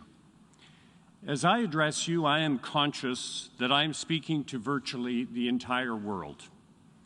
In my previous career, I was an astronaut, and I had the opportunity to see the entire world from the vantage point of space. I have flown over all of your countries, and I have reflected a great deal on our planet, Earth. I have realized that Earth is the cradle of all humanity, and that we all come from the same place, and that we have, frankly, nowhere else to go. And that we must find a way to get along with each other. And that we must take care of our planet, a planet that we are visibly damaging. Space offers the unique perspective of seeing beyond one's own national borders. In that sense, this body, the United Nations, offers that same perspective. I am honored to be with you here today on behalf of Canada's newly re-elected government led by Prime Minister Justin Trudeau. I would like to begin my address by respectfully acknowledging that the land on which we gather today is the traditional unceded territory of the Lenape people. Fellow delegates, friends, we are assembled today on one of the most challenging times in generations. The world is facing simultaneous and cascading crises, including climate change, the COVID-19 pandemic, and threats to international peace and security, which serve to exacerbate inequalities, test our resilience, and shine a bright light on the shortcomings of our systems and institutions. But not for the first time has this institution faced such formidable challenges. We must not be querulous or faint-hearted in the face of the hardships and difficulties of our modern world. That's not why we're here. We must learn from the vision and courage of those who have gone before, and we must think of the hopes and aspirations of those who will inherit the world that we leave behind. From the ashes of World War II, our parents and grandparents responded to the unprecedented social and economic collapse of the 1930s and 40s, with its accompanying death and destruction, by building a new international order based on rules and strong international institutions to bring stability, prosperity, and peace for the generations that would follow. They did not wring their hands in despair. They rolled up their sleeves and went to work. Climate change, COVID-19, the rise of authoritarianism and inequality, these are the challenges of our time. They are ours to solve, and in doing so, we must look to the future with optimism. Just as our parents and grandparents stepped up to the challenges of their moment, so too must we recognize and seize our own the future. Mr. President, there is no more perfect example of where multilateral solutions and political will are needed than addressing the impact of climate change. Like all of you in this great hall, Canada is not immune to the climate crisis. Earlier this year, the west coast of Canada faced a record-setting heat wave, in some places reaching over 49 degrees Celsius, which saw hundreds of people die, and an entire town in the province of British Columbia destroyed. This is our new reality. We know that the world expects leadership from the United Nations. When we attend COP26 this fall, young people around the world will be looking to us to increase our ambition and strengthen global cooperation. We cannot let them down. It is in our hands. In Canada, you have a steadfast and dedicated partner. We are doing our part at home, including putting a price on carbon that will rise to $170 per ton by 2030, and increasing our emissions reduction targets, and also internationally, including recently doubling our climate finance contribution to $5.3 billion over the next 5 years. Monsieur le Président, au fil des générations successives, nous avons travaillé ensemble pour faire évoluer le multilatéralisme afin de répondre à nos besoins pour l'étendre à de nouveaux domaines et affiner nos anciennes approches. Ensemble, nous avons misé sur l'espoir. Nous avons affronté la peur et innové pour tenter d'améliorer des vies dans le monde entier. C'était compliqué, c'était difficile et c'était souvent lent. Mais le plus souvent, les obstacles ont été surmontés grâce à une combinaison d'ingéniosité et de volonté politique. Cette capacité d'ingéniosité humaine existe toujours. C'est cette volonté politique collective que nous devons raviver. L'avenir est entre nos mains. Sur cette même tribune, certains affirment que la souveraineté nationale est le seul fondement des relations internationales et que c'est là l'objectif essentiel de la Charte. En réponse, je dirais que des défis tels que le changement climatique nous rappellent hors de tout doute qu'une réponse multilatérale reste nécessaire. Les gouvernements qui agissent seuls ne peuvent pas surmonter les problèmes auxquels notre monde est confronté. Nos fondateurs le savaient. Ils l'ont dit et ils l'ont prouvé par leurs actes. The cost of turning inward will be catastrophic for people around the world and only lead to rising inequality. Last year, as all of on our domestic response to COVID-19, we moved backwards on meeting some of our sustainable development goals. Extreme poverty spiked for the first time in 3 decades. The pandemic forced us to take stock of growing inequalities within our own societies, with seniors, racialized people, women, the LGBTQ2+ community, and indigenous peoples bearing most of the worst economic slowdown. The pandemic also fanned racism, anti-Semitism, and Islamophobia, and exacerbated inequalities between countries, with the richest among us having speedy access to vaccines while citizens in poorer countries struggle for their health and well-being. We know what must be done. We just need to choose to do it. It is in our hands.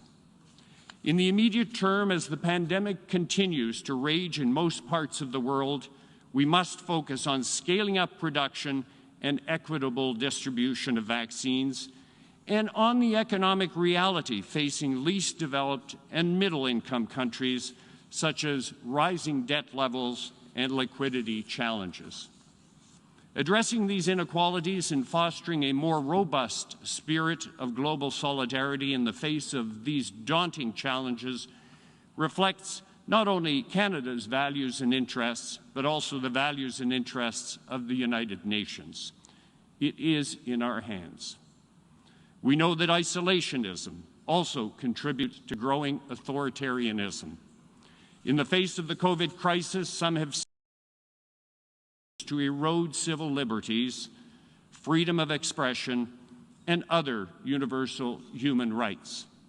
Yet, we do not need to look far back in history to know that politics based on lies, deception, exclusion, and inequality creates hardship and pain for people around the world. The spread of systematic misinformation and propaganda on social media and through the internet has made us realize that the digital revolution comes with risks and dangers that we cannot ignore. Canada will continue to stand up and stand firm against the forces of lying and fear, of oppression and hate, of criminality and corruption. For this is fundamentally who we are as Canadians. Our commitments to human rights and the rule of law extends well beyond our shores. Canada will continue its work to promote respect for the rights of people everywhere.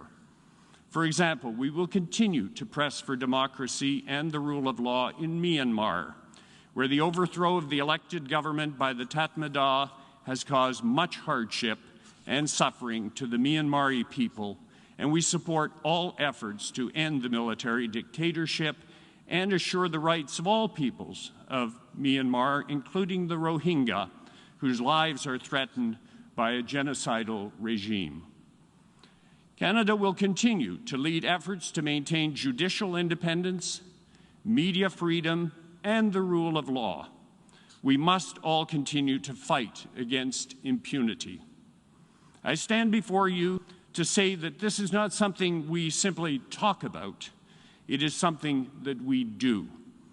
2 days ago, we welcomed back to Canada Michael Kovrig and Michael Spavor, who were imprisoned by the Chinese government after Canada applied both Canadian and international law in response to a request for extradition of a Chinese citizen. Canada observed the rule of law, and 2 Canadian citizens paid a heavy price for this commitment.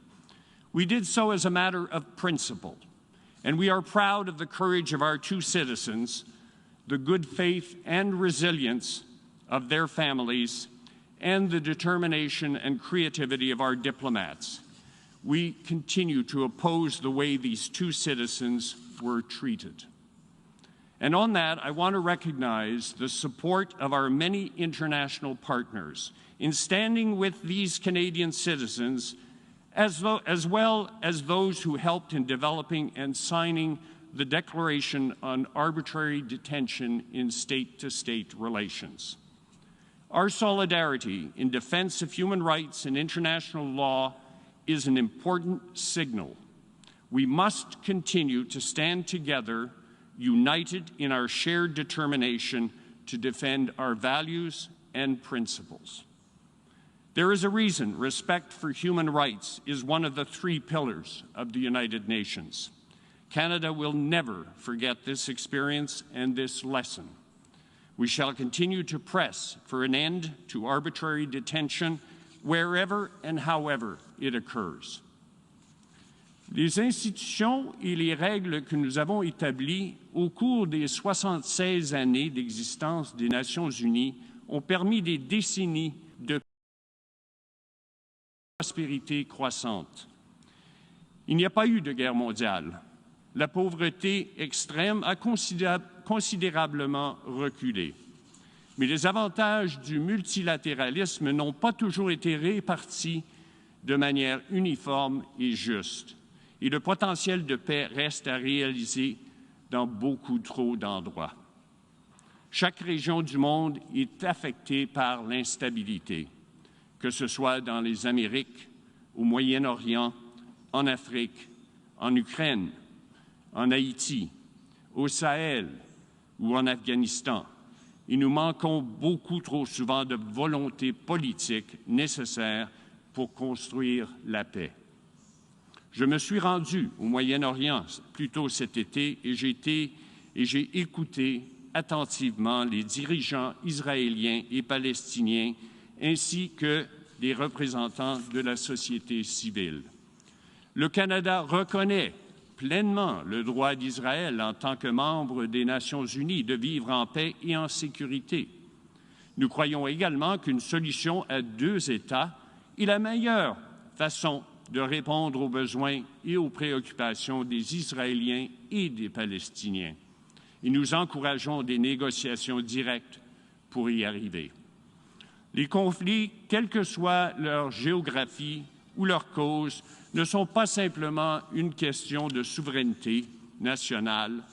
L'insécurité quelque part entraîne invariablement l'insécurité ailleurs et nous en payons tous le prix. Les solutions à ces problèmes sont entre nos mains.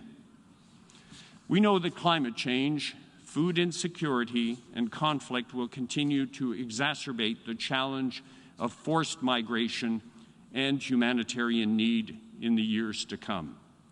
Make no mistake, this will affect all of us and requires that we address these issues together. The numbers of refugees and other forcibly displaced people are already hitting record highs year after year. We must listen to their voices and give them a place at the table. Humanitarian assistance must keep pace, but should not be viewed as a substitute for addressing the root causes of the problems forcing people to flee in the first place.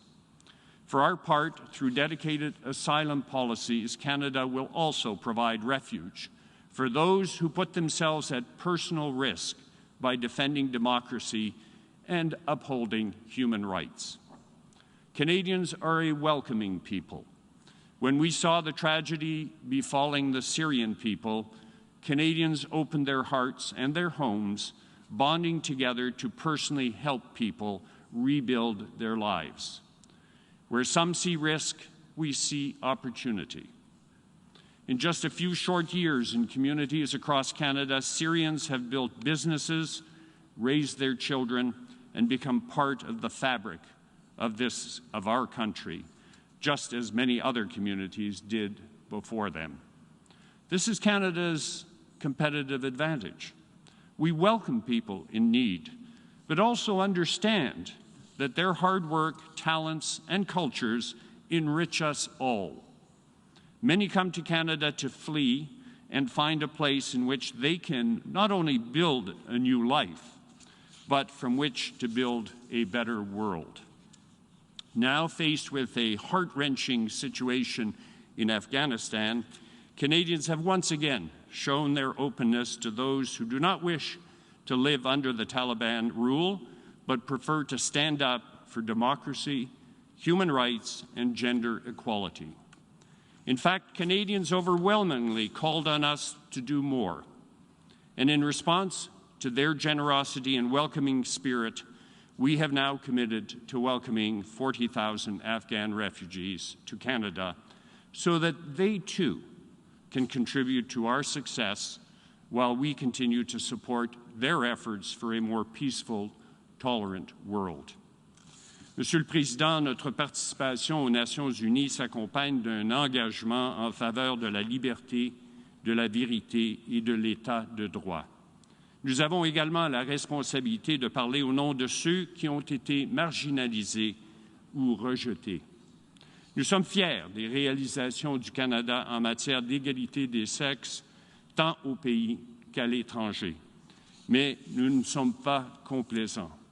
Nous continuerons de travailler au Canada pour éliminer les obstacles qui empêchent les femmes de participer pleinement à la main-d'œuvre et notre économie. Par exemple, en travaillant à donner accès à des services de garde d'enfants abordables à raison de 10 $ par jour à chaque jeune famille au Canada. Une reprise qui ne favorise pas une pleine participation des femmes dans l'économie ne sera pas pleinement réussie. Et à l'échelle internationale, nous continuerons de travailler pour améliorer l'éducation des filles, réduire les mariages précoces et forcés et soutenir les mouvements féministes locaux dans le monde entier. Nous avons également la responsabilité de nous demander des comptes les uns aux autres et à nous-mêmes.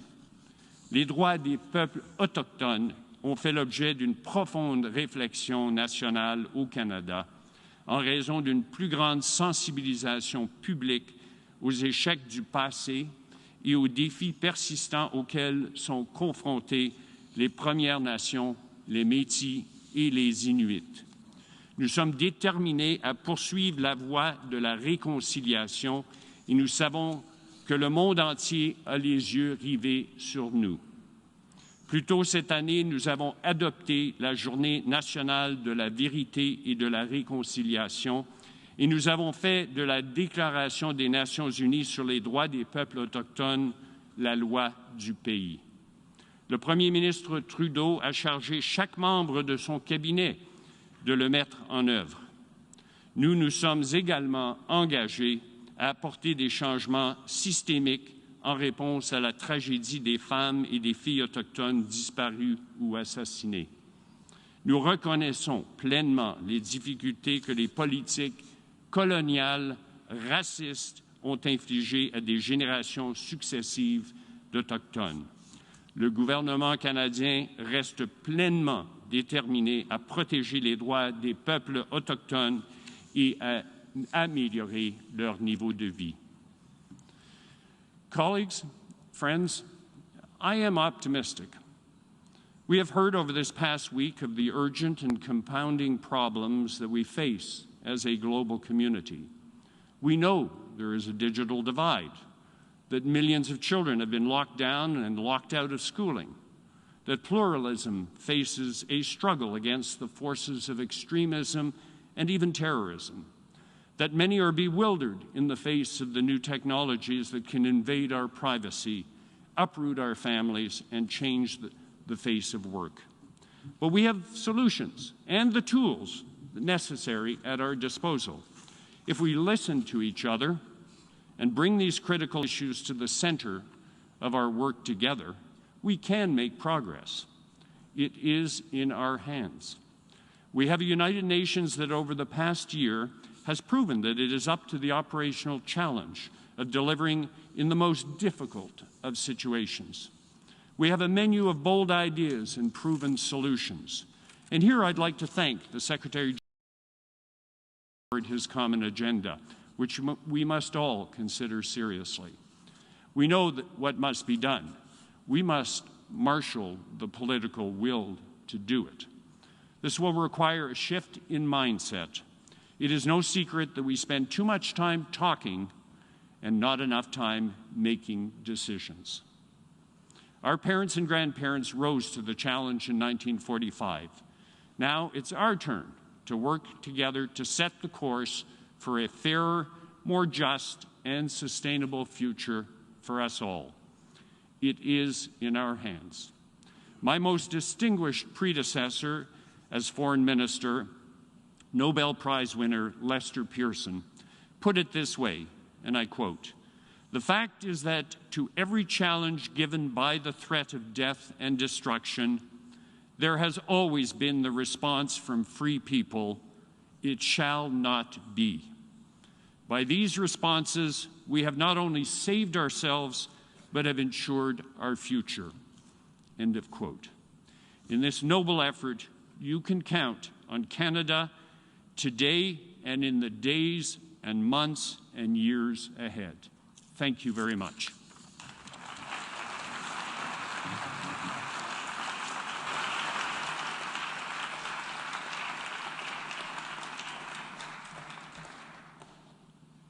I thank the Minister for Foreign Affairs of Canada for his statement.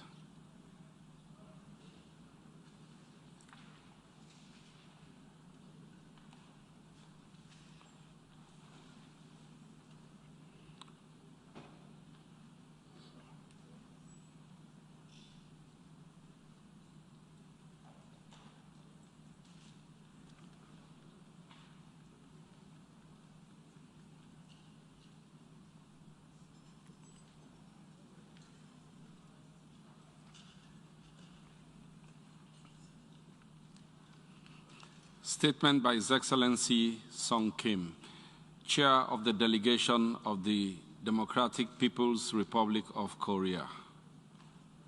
I now give the floor to His Excellency Song Kim, Chair of the Delegation of the Democratic People's Republic of Korea. 의장 선생, 사무총장 선생, 각국 대표들, 나는 먼저 아브둘라 샤히드 선생이 유엔 총회 제76자 회의부장으로 선거된 것을 축하하며 본회의가 당신의 능숙한 사회 밑에 훌륭한 성과를 거두게 되리라는 기대를 표명합니다. 나는 본회의가 전례 없는 도전과 위기에 직면한 모든 유엔 성원국들이 곤란을 극복하고 사회 경제적 회복을 주동하며 희망을 안고 새로운 미래를 개척하는 데서 서로의 유익한 경험을 공유하는 의의 있는 계기가 되기를 희망합니다. 의장 선생, 470만 명이 귀중한 생명을 앗아간 신형 코로나 바이러스 감염증은 계속 기승을 부리고 있으며 이러하여 세계적으로 경제 침체, 인종차별, 빈부격차의 중대화와 같은 사회 경제적 문제들이 극도로 악화되고 있습니다.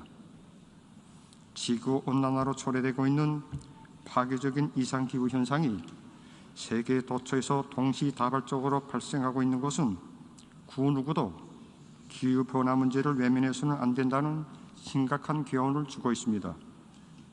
설상가상으로 일부 유엔 성원국들과 특정 세력이 리기적이고 불공정한 행위로 하여 중동과 아프리카, 동남아시아를 비롯하여 세계 여러 지역에서는 나라들 사이 분쟁과 민족 간 불화가 끊기지 않고 있으며 무고한 주민들이 고통을 당하고 있습니다. 국제 공동체가 유엔 창설 이후 가장 심각한 위기 국면에 직면하고 있다고 해도 과언이 아닙니다. 이러한 현실은 모든 유엔 성원국들이 유엔 헌장과 국제법, 국제관계의 기본 원칙을 그 어느 때보다도 존중하며 정치적 의지와 노력을 합치고 보상 협력을 강화하면서 문제 해결의 올바른 방도를 찾을 것을 절박하게 요구하고 있습니다. 의장 선생, 나는 먼저 세계적인 보건 위기를 극복하고 사회 경제적 회복을 추동할 때 대한 본총회의 주제 토의에 적극적으로 기여하려는 취지로부터 조선민주주의인민공화국이 전염병 방역과 사회경제 발전을 위해 진행하고 있는 사업에 대하여 통보하려고 합니다. 조선민주주의인민공화국은 외부적 요인으로 하여 다른 나라에 비해 볼 때 매우 불리한 환경에 처해 있습니다.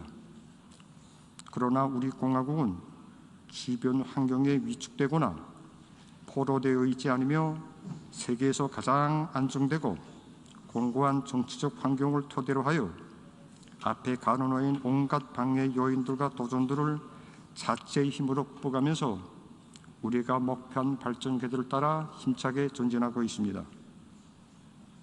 공화국 정부가 사회경제 발전과 인민들의 생활 향상을 위하여 부단한 노력을 기울인 결과 자부할 만한 소중한 성과들이 이룩되었습니다. 세계적인 보건 위기와 기후변화에 예견성 있게 대처하고 농업 생산을 지속적으로 늘리면서 인민들에게 보다 안정되고 향상된 생활 조건을 보장하는 것은 현직의 조선민주주의인민공화국 정부의 중맥적인 정책입니다. 우리 공화국 정부는 신형 코로나 비례수 감염 중 유입을 철저히 차단하는 것을 사회적인 문제로 보며 좋은 인민적인 공간과 통일적인 행동의 일치를 보장하면서 전면적인 방역 대책을 강구하고 있습니다. 조선민주주의인민공화국 대표단은 세계적인 보건 위기를 극복하는 데 있어서 매개 나라가 자기 인민의 생명 안전에 대한 높은 책임감을 가지고 자기 나라의 구체적 실정에 맞게 방역 대책을 세우는 것이 중요하다고 봅니다. 우리는 세계적인 대유행 전염병 사태가 계속 확산되면서 장기화되고 있는 형세에 대처하여 보다 개선되고 안전한 방역 대책들을 보강해 나가면서 인민들의 생명 안전과 국가의 안녕을 믿음직하게 수호할 것입니다. 의장 선생, 세계적인 보건 위기와 이상기후 현상이 지속되는 속에서도 오늘 우리나라에서는 사회경제 발전과 인민생활 향상을 위한 사업에서 적지 않은 성과들이 이룩되고 있습니다. 나라의 자립적 발전 능력 강화에 큰 힘을 넣음으로써 공업 부분이 상승 계단에 올라섰으며 농업 부분에서도 재해성 기후의 영향을 최소화하면서 올해 알곡 생산 계획을 안전하게 수행할 수 있는 확고한 전망이 열렸습니다. 조선노동당은 조선인민에게 안정된 생활을 제공하고 부단히 향상시키는 것을 자기 활동의 최고 원칙으로 변함없이 견지하고 있습니다. 얼마 전에 소집된 중요 회의 결정에 따라 우리나라에서는 모든 것이 어려운 조건에서도 국가적 부담으로 전국의 어린이들에게 젖제품을 비롯한 영양식품을 무상으로 정상 공급하기 위한 조치들이 취해졌습니다. 또한 공화국 정부의 인민적 시책에 의하여 국가의 부담으로 해마다 수만 세대의 발전된 살림집들을 건설하여 인민들에게 배송하고 있습니다. 기후변화 문제와 관련하여서도 공화국 정부는 앞으로 어기는 계획 기간 전국의 강하천 정리와 사방야계공사, 제방보수와 해안방조제 공사를 기본적으로 결석하고 정상 관리에 들어가기 위한 계획을 세웠으며 쿤물과 태풍 피해를 비롯한 자연재해를 최소화하기 위한 위기관리 대책을 빈틈없이 강구하고 있습니다. 세계적인 보건위기와 재해성 기후변화에 대처하기 위한 사업에서 이룩된 우리 공화국의 성과는 신형 코로나 비로소 감염증 사태를 극복하고 지속적인 사회 경제 회복을 구축하기 위한 국제사회의 노력에 대한 긍정적인 기여로 될 것이라고 믿고 싶습니다. 어느 때보다 어려움이 많고 주변 환경이 크고 작은 도전과 위협이 존재하는 속에서도 두팀없이 우리 인민이 철저히 반기고 지지하는 성과들을 창조하였으며 자기의 힘으로 스스로의 발전적 변화를 일으켜 나가고 있는 이러한 성과들은 우리 당과 국가 지도부의 정확한 정치적 용도력에 의한 결과입니다. 전체 인민이 당과 정부를 신뢰하고 운명적으로 일치 단결된 단결력, 바로 여기에 우리 국가의 불패의 위력과 무궁무진한 힘이 원천이 있습니다. 의장 선생, 지금으로부터 30년 전인 1991년 9월 17일 유엔 총회 제46차 회의 1차 전원회의에서 우리 공화국을 유엔에 받아들일 때 대한 결의가 만장일치로 채택됨으로써 우리나라는 160번째 유엔 성원국이 되었습니다. 원래 우리 공화국은 나라와 민족이 분열되어 있는 실정에서 유엔 가입 문제를 통일지향적인 견지에서 고찰하지 않을 수 없었으며 이에 따라 연방제 통일이 실현된 다음 단일한 국호를 가지고 유엔에 들어가든가 만일 통일 이전에 가입하려 한다면 북과 남이 하나의 우석으로 들어갈 때 대한 입장을 시종일관 견지하여 왔습니다. 그러나 유엔 가입 문제를 이용하여 민족의 분열을 연구와 합법화하고 우리 공화국을 국제적으로 고립시키려는 반통일적, 반민족적 기도가 로고화되고 있는 데 대처하여 우리는 주동적으로 유엔에 가입하는 결단적인 조치를 취하였습니다. 수천 년 세월 한 강터에서 대대손손 하나의 피줄을 이으며 살아온 조선 민족이 20세기 중반기에 와서 외세에 의하여 인위적으로 갈라지고 정당에는 두 개의 우석으로 유엔에 가입하게 된 것은 비극이 아닐 수 없습니다. 제2차 세계대전의 결과로 국제 평화와 안전보장을 기본 사명으로 하는 유엔이 창립되었지만 구하는 정반대로 조선반도는 우리 민족이 우사한 여면에 배치되게 둘로 갈라져 항시적인 정세 긴장과 불안정을 겪고 있습니다. 이것이 결과적으로는 우리 민족에게 대를 두고 잊을 수 없는 고통과 불행을 가져온 군원으로 된다는 데 대하여서는 그 누구도 부인하지 못할 것입니다. 조선반도 문제가 조선민족의 리기에 맞게 평화적으로 해결되는 것은 국제사회의 소망이기도 합니다. 그러므로 나는 이 자리를 빌어 조선반도 문제가 아직까지도 해결되지 못하고 있는 근원과 조선반도의 항구적 평화와 안정을 보장하기 위한 군본 방도와 관련한 조선민주주의 인민공화국의 입장을 밝히려고 합니다. 의장 선생, 어떤 문제를 해결하려면 그 문제가 산생된 근원을 정확히 밝혀내고 그에 맞는 처방을 내리는 것이 순리입니다. 냉전이 종식된 지 30년이 되는 오늘까지도 조선반도가 항시적인 긴장 격화의 대립과 악순환에서 벗어나지 못하고 있는 근본 원인은 대조선 적대시 정책에 있습니다. 아직까지도 적지 않은 유엔 성원국들은 조선반도 문제가 원래부터 미국의 대조선 적대시 정책 때문에 발생하였다는 데 대해서 모르고 있으며 지어는 미국이 핵 때문에 우리를 적대시하고 있는 것으로 잘못 이해하고 있습니다.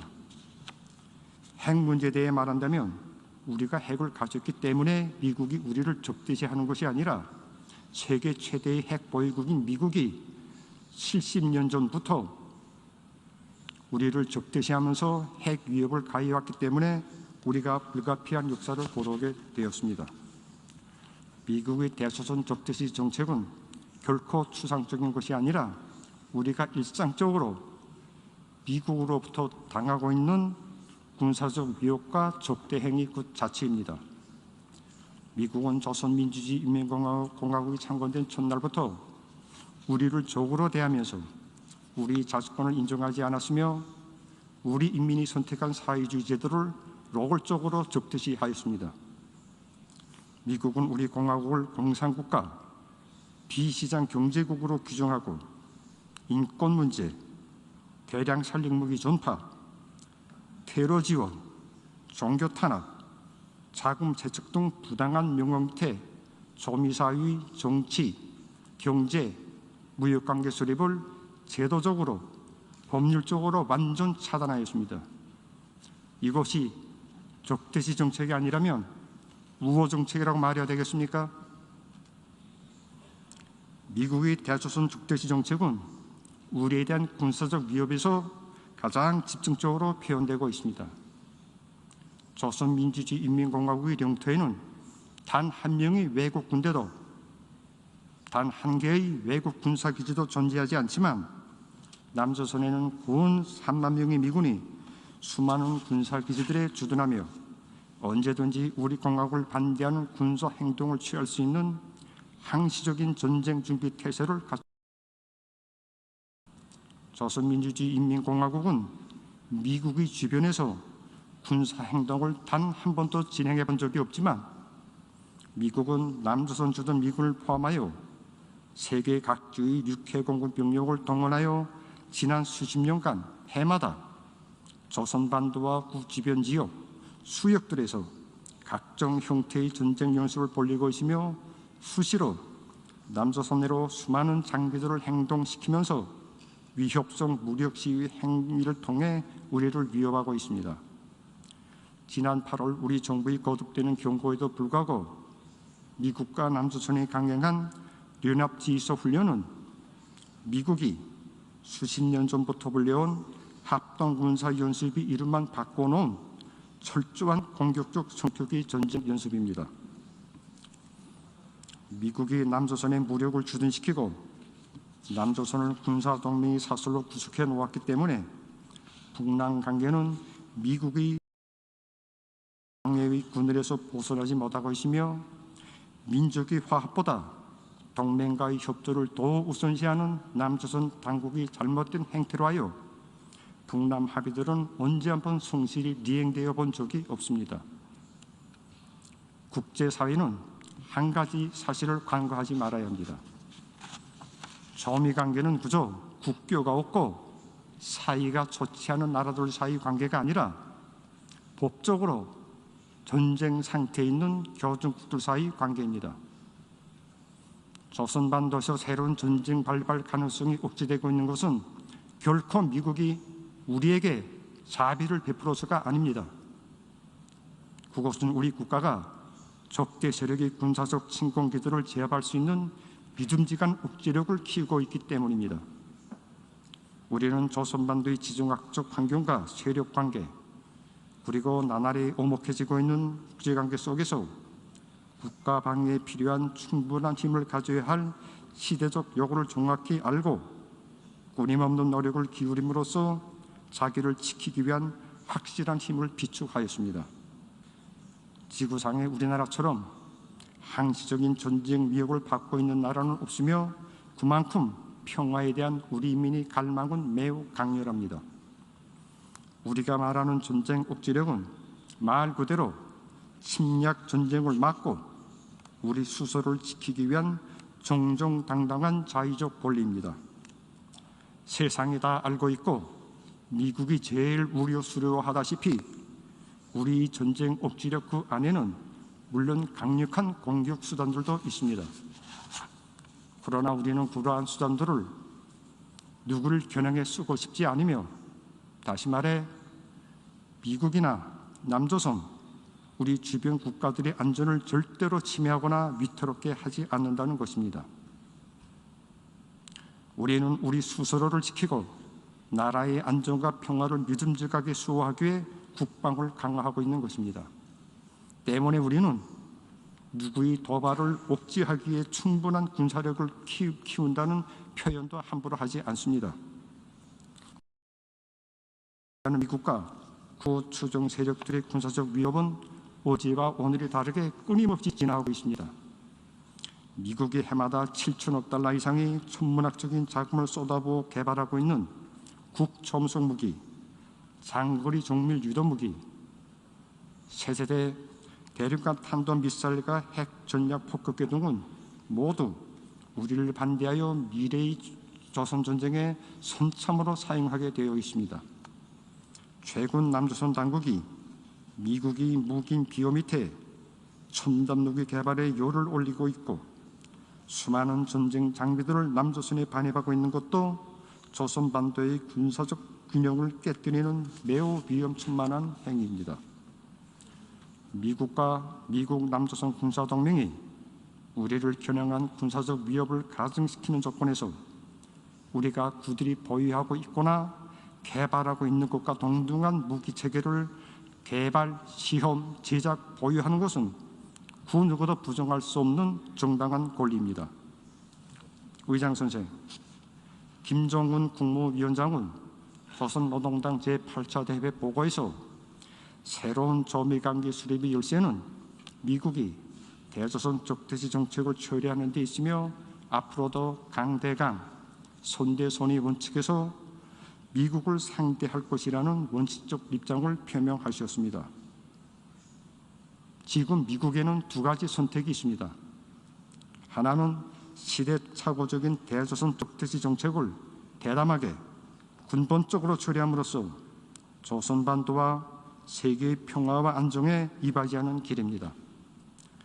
역대 미 행정부들은 우리와의 대화를 제창하면서 대조선 적대시 의도가 없다고 구두와 서면으로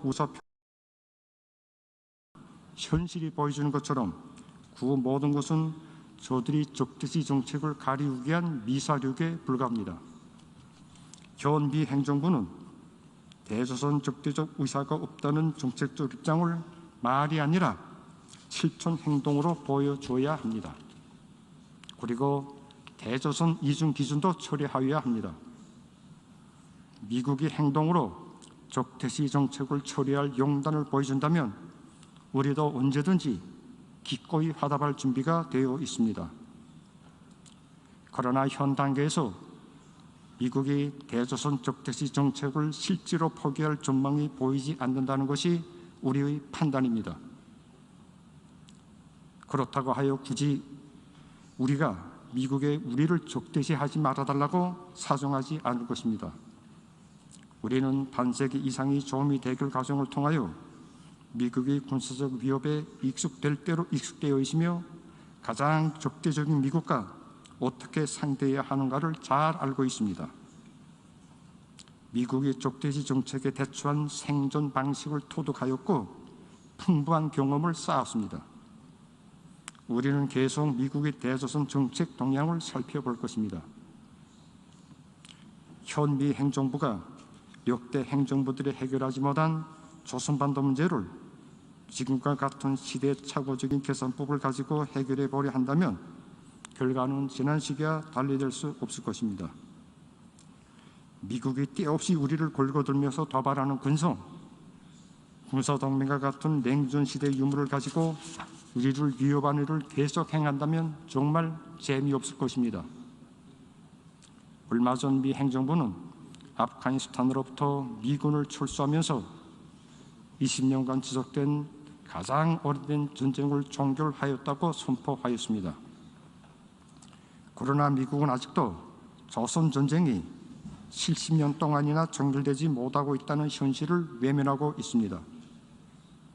만약 미국이 세계에서 가장 장구하게 지속되고 있는 조선 전쟁을 끝장내기 바란다면, 진정으로 조선반도의 평화와 화해를 바란다면 조선반도와 그 주변에서 우리를 겨냥한 합동 군사연습과 각종 전략무기 투입을永久 중지하는 것으로부터 대조선 적대시 정책 포기의 첫 걸음을 떼야 할 것입니다. 미국이 우리에 대한 위협을 그만두고 적대적 기도를 벌인다면 조미 관계와 북남 관계에서는 밝은 전망이 열리게 될 것이라고 확신합니다. 의장 선생, 국제적으로 초미 문제로 제기되고 있는 대류행 전염병 위기, 기후변화, 피난민 문제, 나라들 사이 끊임없는 분쟁의 배경에는 미국과 서방의 리기적이고 내정 간섭적인 정책이 깔려 있습니다. 수만 명의 무고한 인민들의 생명 피해와 국가 사회 제도의 붕괴, 수백만의 피난민을 발생시킨 아프가니스탄 사태는 주권 국가에 대한 공공연한 무력 사용과 내정 간섭, 외국 군대의 주둔이 가져온 비국적 국가에 대한 명백한 반증으로 됩니다. 현실은 유엔을 헌장의 목적과 원칙에 부합되게 자기 본연의 사명을 다하는 공정하면서도 실천력이 강한 국제기구로 변화시킬 것을 절박하게 요구하고 있습니다. 여기에서 급선무로 제기되는 것은 유엔 안전보장리 사회를 유엔 헌장에 명백히 규제된 대로 국제 평화와 안전 유지에 실질적으로 이바지하는 공정하고 책임적인 기관으로 만드는 것입니다. 유엔 안전보장리 사회는 일부 대국들이 자기利益과 우선권에 따라 이중 기준이 자막되기로 국제관계와 주권 국가 임명을 마음대로 재단하는 정치적 도구가 아닙니다. 안전보장리 사회가 미국과 구추정 세력들을 비롯한 특정한 일부 나라들의 무분별한 군비 중간과 정쟁 범죄 행위에 대해서는 이런 방구 못하면서 우리 공화국이 정정당당한 자의적 조치들을 사사건건 걸고 드는 것은 유엔이 광범위한 국제 공동체의利益을 대표하는 것이 아니라 특권화된 소수 집단이 안방으로 변질되고 있다는 것을 실증하고 있습니다. 안전보장리 사회의 강권과 전횡을 막기 위해서는 유엔에서 다수를 차지하는 발전도상 나라들이 대표권을 누려야 하며 안전보장리 사회에서 채택된 결의들도 필요에 따라서는 절대다수 성원국들이 의사가 반영된 총회 결의로 고발할 수 있도록 유엔 규정과 절차를 수정하여야 합니다. 유엔을 공정하고 실천력 있는 기구로 만들자면 다음으로 주권 평등의 원칙과 인민들의 평등권 및 자결권을 존중하는 기초 위에서 유엔의 사업을 활성화하여야 합니다. 나라의 주권 평등을 보장하고 인민들의 평등권 및 자결권을 존중하는 것은 유엔 헌장의 핵심 중의 핵심이며 유엔 존립의 초석입니다. 민주주의 수호와 인권 옹호의 간파 밑에 주권 국가들의 소방식 가치관과 규칙에 기초한 국제 질서를 일방적으로 강요하려는 일부 유엔 성원국들의 내정 간섭적인 시도는 주권 평등의 원칙에 대한 람칸 위반입니다. 외세의 간섭으로 혼란과 무질서, 류혈과 폭력이 계속되고 있는 일부 나라들이 불행한 사태들은 인권이자 국권이며 국권을 잃으면 치욕과 굴욕으로 엮어진 만국의 운명밖에 차려질 수 없다는 것을 실증해주고 있습니다. 유엔은 일부 나라들과 특정 세력의 입장에 행태와 이중 기준을 철저히 털어버리고 주권 평등의 원칙과 인민들의 평등권 및 자결권 존중을 골간으로 하는 헌장 요구에 맞게 철저한 공정성과 공평성을 보장하여야 할 것입니다. 조선민주주의 인민공화국 대표단은 이 기회에 미국의 비겁적인 제재 봉쇄와 내부와의 책동에 맞서 사회주의 기치를 변함없이 들고 나가고 있는 쿠바 정부와 인민에게 전적인 지지 성원을 보냅니다. 이와 함께 민족의 존엄과 자주권 수호, 영토 반정을 위하여 부담없이 투쟁하고 있는 수리아, 팔레스티나를 비롯한 사주적인 나라들과 인민들에게 우리 변함없는 지지와 연대성을 표시합니다. 의장 선생, 자주 평화 친서는 조선민주주의 인민공화국이 변함없는 대외 정책적 이념입니다. 우리 공화국은 앞으로도 우리 자주권을 존중하는 세계의 모든 나라들과의 친선 단계를 강화하고 진정한 국제적 정의와 평등을 실현하며 조선반도와 세계의 평화 보장과 안전 수호를 위하여 자기 책임과 역할을 다할 것입니다. 감사합니다.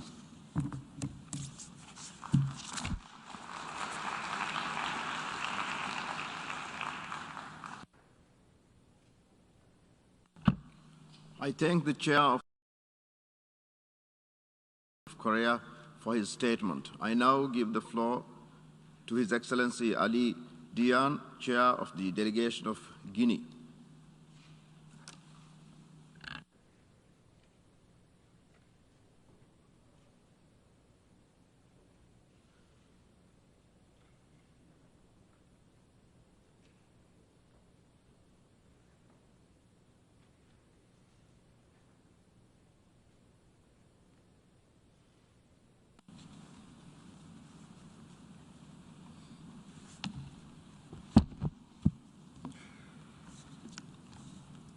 Monsieur le Président,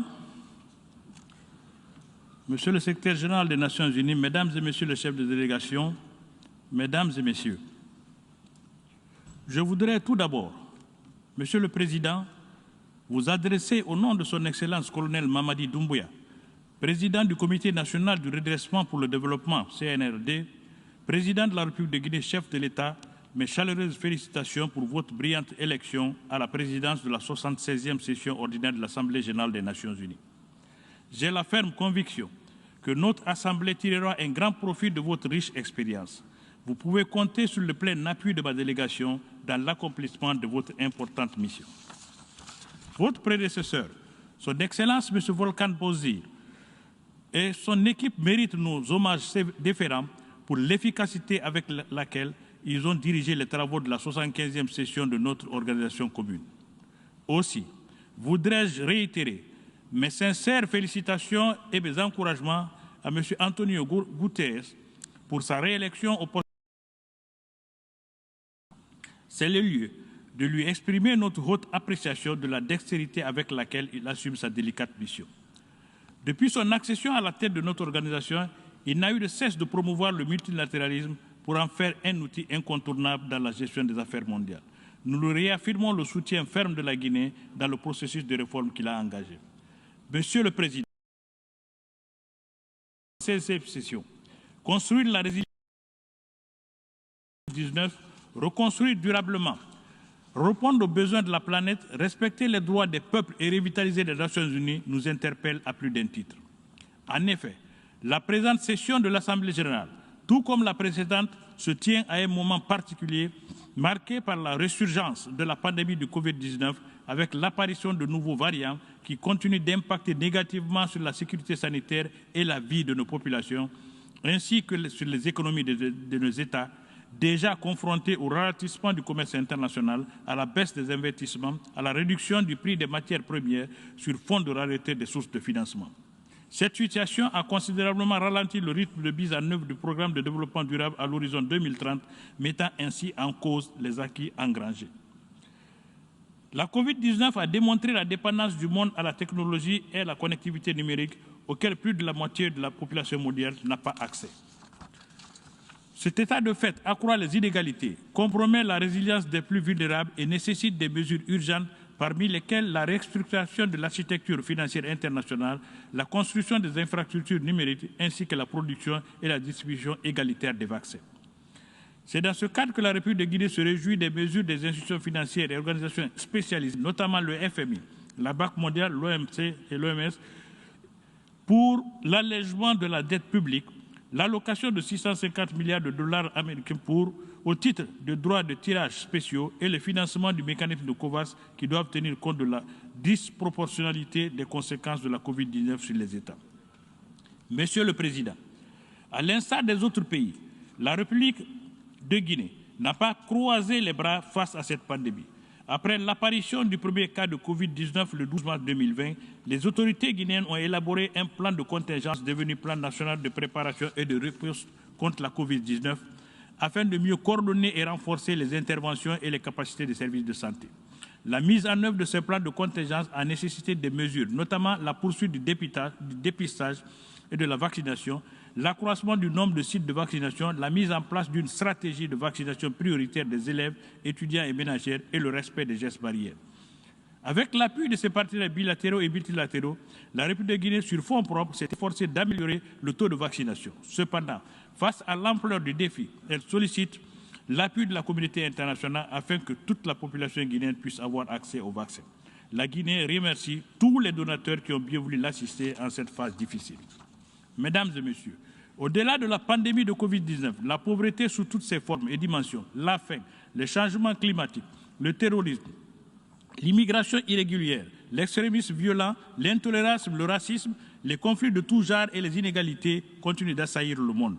Ces fléaux qui inhibent nos espérances méritent notre attention soutenue et une réponse vigoureuse. Il va sans dire que la paix et la sécurité sont mises à mal ça et là dans le monde malgré les immenses efforts fournis par la communauté internationale. En effet, la région du Sahel connaît depuis quelque temps une recrudescence des attaques terroristes. Des groupes armés présents dans les zones frontalières continuent d'endeuiller les populations et de fragiliser les institutions républicaines. C'est le lieu de réitérer notre soutien total aux actions de la force conjointe du G5 Sahel et de renouveler l'appel pour une assistance accrue de la communauté internationale. La situation au Moyen demeure préoccupante. La résolution du conflit israélo-palestinien passe nécessairement par la création de deux États vivant côte à côte à l'intérieur de frontières sûres et internationales reconnues d'avant 1967. Le président Jovenel Moïse reste encore gravé dans nos mémoires. Nous réitérons nos sentiments de profonde compassion au peuple et au gouvernement haïtien et international à se mobiliser davantage pour aider ce pays confronté au cycle de violence et de catastrophes naturelles. La République de Guinée réitère sa constante solidarité au peuple cubain dans son combat légitime pour la levée des sanctions économiques et commerciales unilatérales qui lui sont imposées depuis des décennies. Monsieur le Président, jamais notre planète n'a été aussi menacée avec les corollaires de la déforestation, des émissions de gaz à effet de serre et du dérèglement climatique.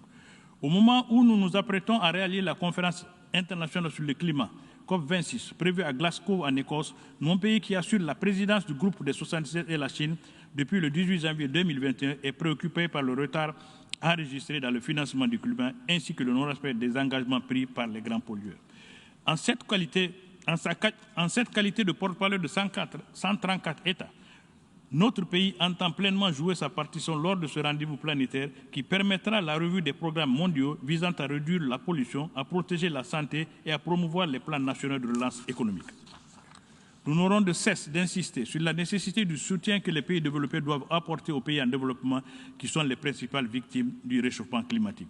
Nous profitons de cette tribune pour exprimer notre profonde gratitude à tous les États membres qui ont placé à notre pays leur confiance pour présider cet important groupe dont le rôle est de plus en plus important dans la défense des intérêts des pays en développement. Monsieur le Président, le 5 septembre dernier, le Comité national du Rassemblement pour le développement, CNRD, sous le leadership de son excellent colonel Mamadi Doumbouya, a pris en main les destinées de la République de Guinée.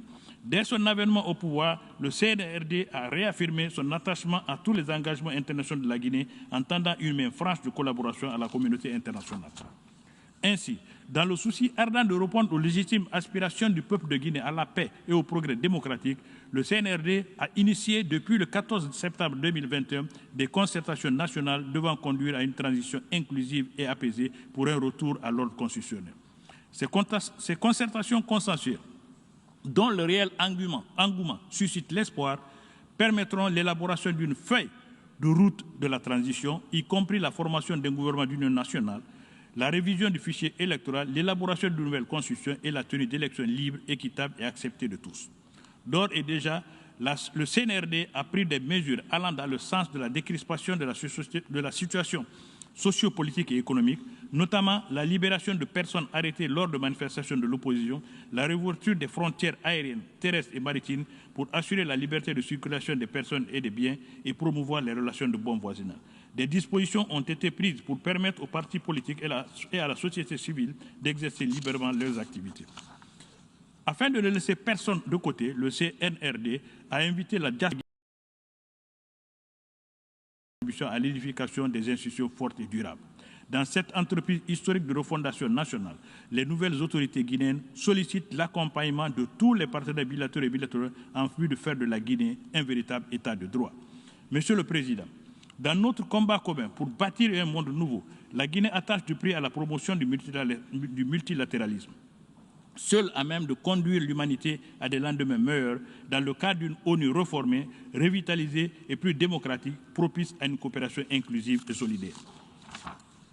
La problématique liée à la représentation de l'Afrique au sein du Conseil de sécurité doit être enfin résolue pour des fins d'efficacité et notre organisation pour des fins d'efficacité de notre organisation et de justice que mérite l'Afrique et les Africains. À cet effet, ma délégation réitère son plein appui à la position commune africaine que contiennent le consensus des îles Unis et la déclaration de Site. Il y va de la prospérité et de la paix partagée dans le monde. La Guinée, comme par le passé, ne ménagera aucun effort pour apporter sa modeste contribution à l'avènement d'un monde de paix, de justice et de solidarité. Je vous remercie.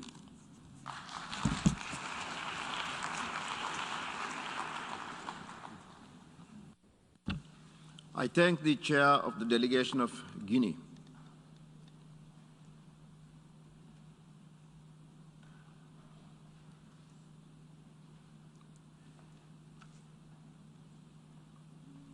I now give the floor to His Excellency Khalito Nunes, chair of the delegation of Timor-Leste.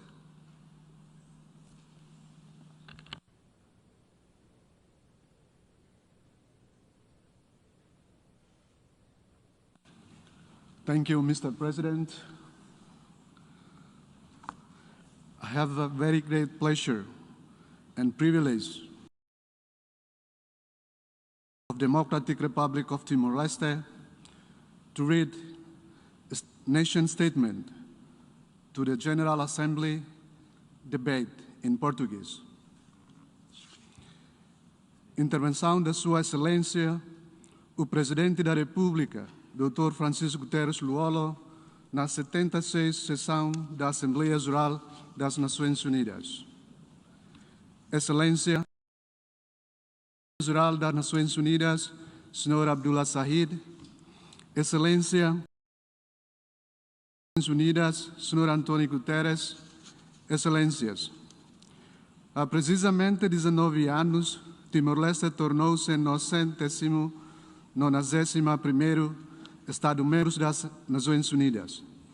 E é para mim uma honra estar hoje perante todos vós para intervir na Assembleia Geral da sua 76ª sessão. Gostaria de felicitar o Presidente da Assembleia Geral, Sua Excelência, o Sr. Abdullah Sahid, e agradecer as contribuições feitas pelo seu antecessor, Sua Excelência, o Sr. Volkan Bozkır, destacando a sua liderança capaz e determinação em liderar a Assembleia durante um período difícil, bem como por tomar possível uma sessão presencial. Felicitou ainda chefe de Estado, o Sr. Engenheiro António Guterres, pela sua recondução ao Conselho Geral das Nações Unidas. O tema escolhido pelo Presidente da Assembleia Geral para o debate geral da 76ª sessão capta como precisão as oportunidades e desafios que nossa organização está a enfrentar. Excelências, a pandemia Covid-19 criou desafios globais que enfrentamos não só o setor da saúde, mas também criou um impacto devastador no setor socioeconômico ao atrasar realizações duramente conquistadas, gerando recessão econômica e exacerbou ainda mais os desafios estruturais persistentes, aprofundando a desigualdade entre nações, causando inquietação social, conflitos e fome, que acabar por empurrar as pessoas para a pobreza extrema. As Nações Unidas têm um papel político fundamental na mobilização da cooperação e solidariedade internacionais para enfrentar os atuais desafios pandêmicos globais multifacetados e interligados. As Nações Unidas precisam de continuar a servir como plataforma da cooperação internacional e de solidariedade mundial para enfrentar a atual pandemia Covid-19, a fim de reconstruir melhor e de uma forma mais resiliente e sustentável.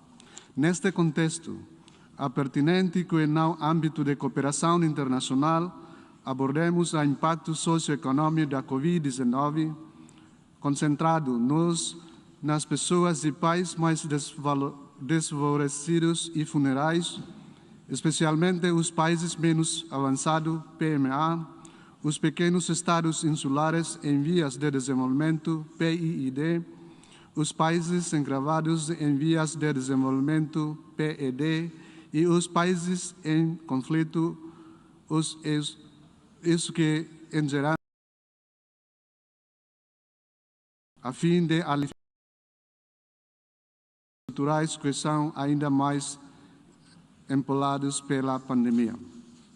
Excelências, desde o início da pandemia, Timor-Leste registrou mais de 19 mil casos, tendo mais de 17 mil recuperados completamente e 107 mortos, data 21 de setembro de 2001. Como PMD e PID, a Covid-19 coloca uma alta pressão sobre o nosso frágil sistema de saúde, como falta de instalações e recursos para lidar eficazmente com a pandemia. O meu país continua a apoiar a vacina como um bem público global que precisa de ser acessível para todos. That needs to be accessible to everyone, incluindo países em desenvolvimento e de baixo rendimento e países em situação especial. A comunidade internacional deve abordar as lacunas de países de baixo rendimento que apenas vacinam 1,1% das suas populações. Sem acesso igual às vacinas, muitos países, incluindo Timor-Leste, não serão capazes de proteger as pessoas do vírus. Timor-Leste elegeu os parceiros de desenvolvimento, as Nações Unidas, organizações internacionais e outros atores que contribuirão para ultrapassarmos as circunstâncias da Covid-19. A nossa profunda gratidão pela generosidade dos nossos parceiros, que nos permitiu administrar mais de 600 mil doses vacinadas, assim uma total de cerca de 30% da sua população adulta. Excelências, as alterações climáticas continuarão a estar no topo da nossa agenda. Estamos a sentir as dificuldades do seu impacto contra a pandemia Covid-19. Países em situações especiais, incluindo Timor-Leste, são frequentemente forçados a lidar com acontecimentos climáticos graves, tais como inundações, deslizamentos de terras, secas, subidas do nível do mar e aquecimento global, que acabam por minar a nossa existência e ameaçar a humanidade e os direitos humanos.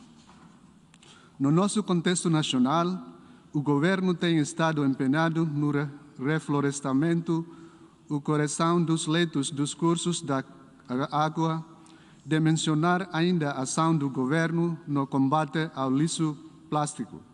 Na verdade, a ação de reflorestação assegurar uma maior pluviosidade e um ambiente mais limpo.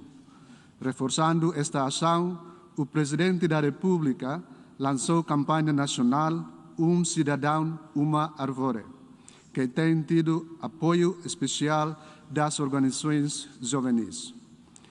Reafirmando a ação nesta área, o presidente Timor-Leste nomeou recentemente um enviado especial e embaixador itinerante de Timor-Leste para assegurar a nossa representação e garantir que a nossa voz se faça sentir das discussões e negociação internacional sobre questões relacionadas com as alterações climáticas. Preparamos-nos para Glasgow este ano. Timor-Leste aprecia o progresso preparatório empreendido e aguarda como expectativa resultado produtivo da COP26 para gerar cooperação internacional, a fim de ampliar os esforços globais para cumprir as nossas obrigações ao abrigo do Acordo de Paris para proteger o nosso planeta em prol da geração atual e futura, assente na responsabilidade comum a diferenciada. Excelência, anos para atingirmos as metas globais dos Objetivos de Desenvolvimento Sustentável até 2030, contudo, estamos longe de alcançar os Objetivos de Desenvolvimento Sustentável da Agenda 2030 com o atual ritmo baixo de desenvolvimento. Os PMD têm altos níveis de dependência e exposição externa e baixos níveis de resiliência para recuperar de choques socioeconômicos agravados pelo efeito das alterações climáticas que tornaram a realização do ODS ainda mais difícil. Timor-Leste congratula-se com o relatório às recomendações do secretário-geral das Nações Unidas sobre a nossa agenda comum para melhor responder aos nossos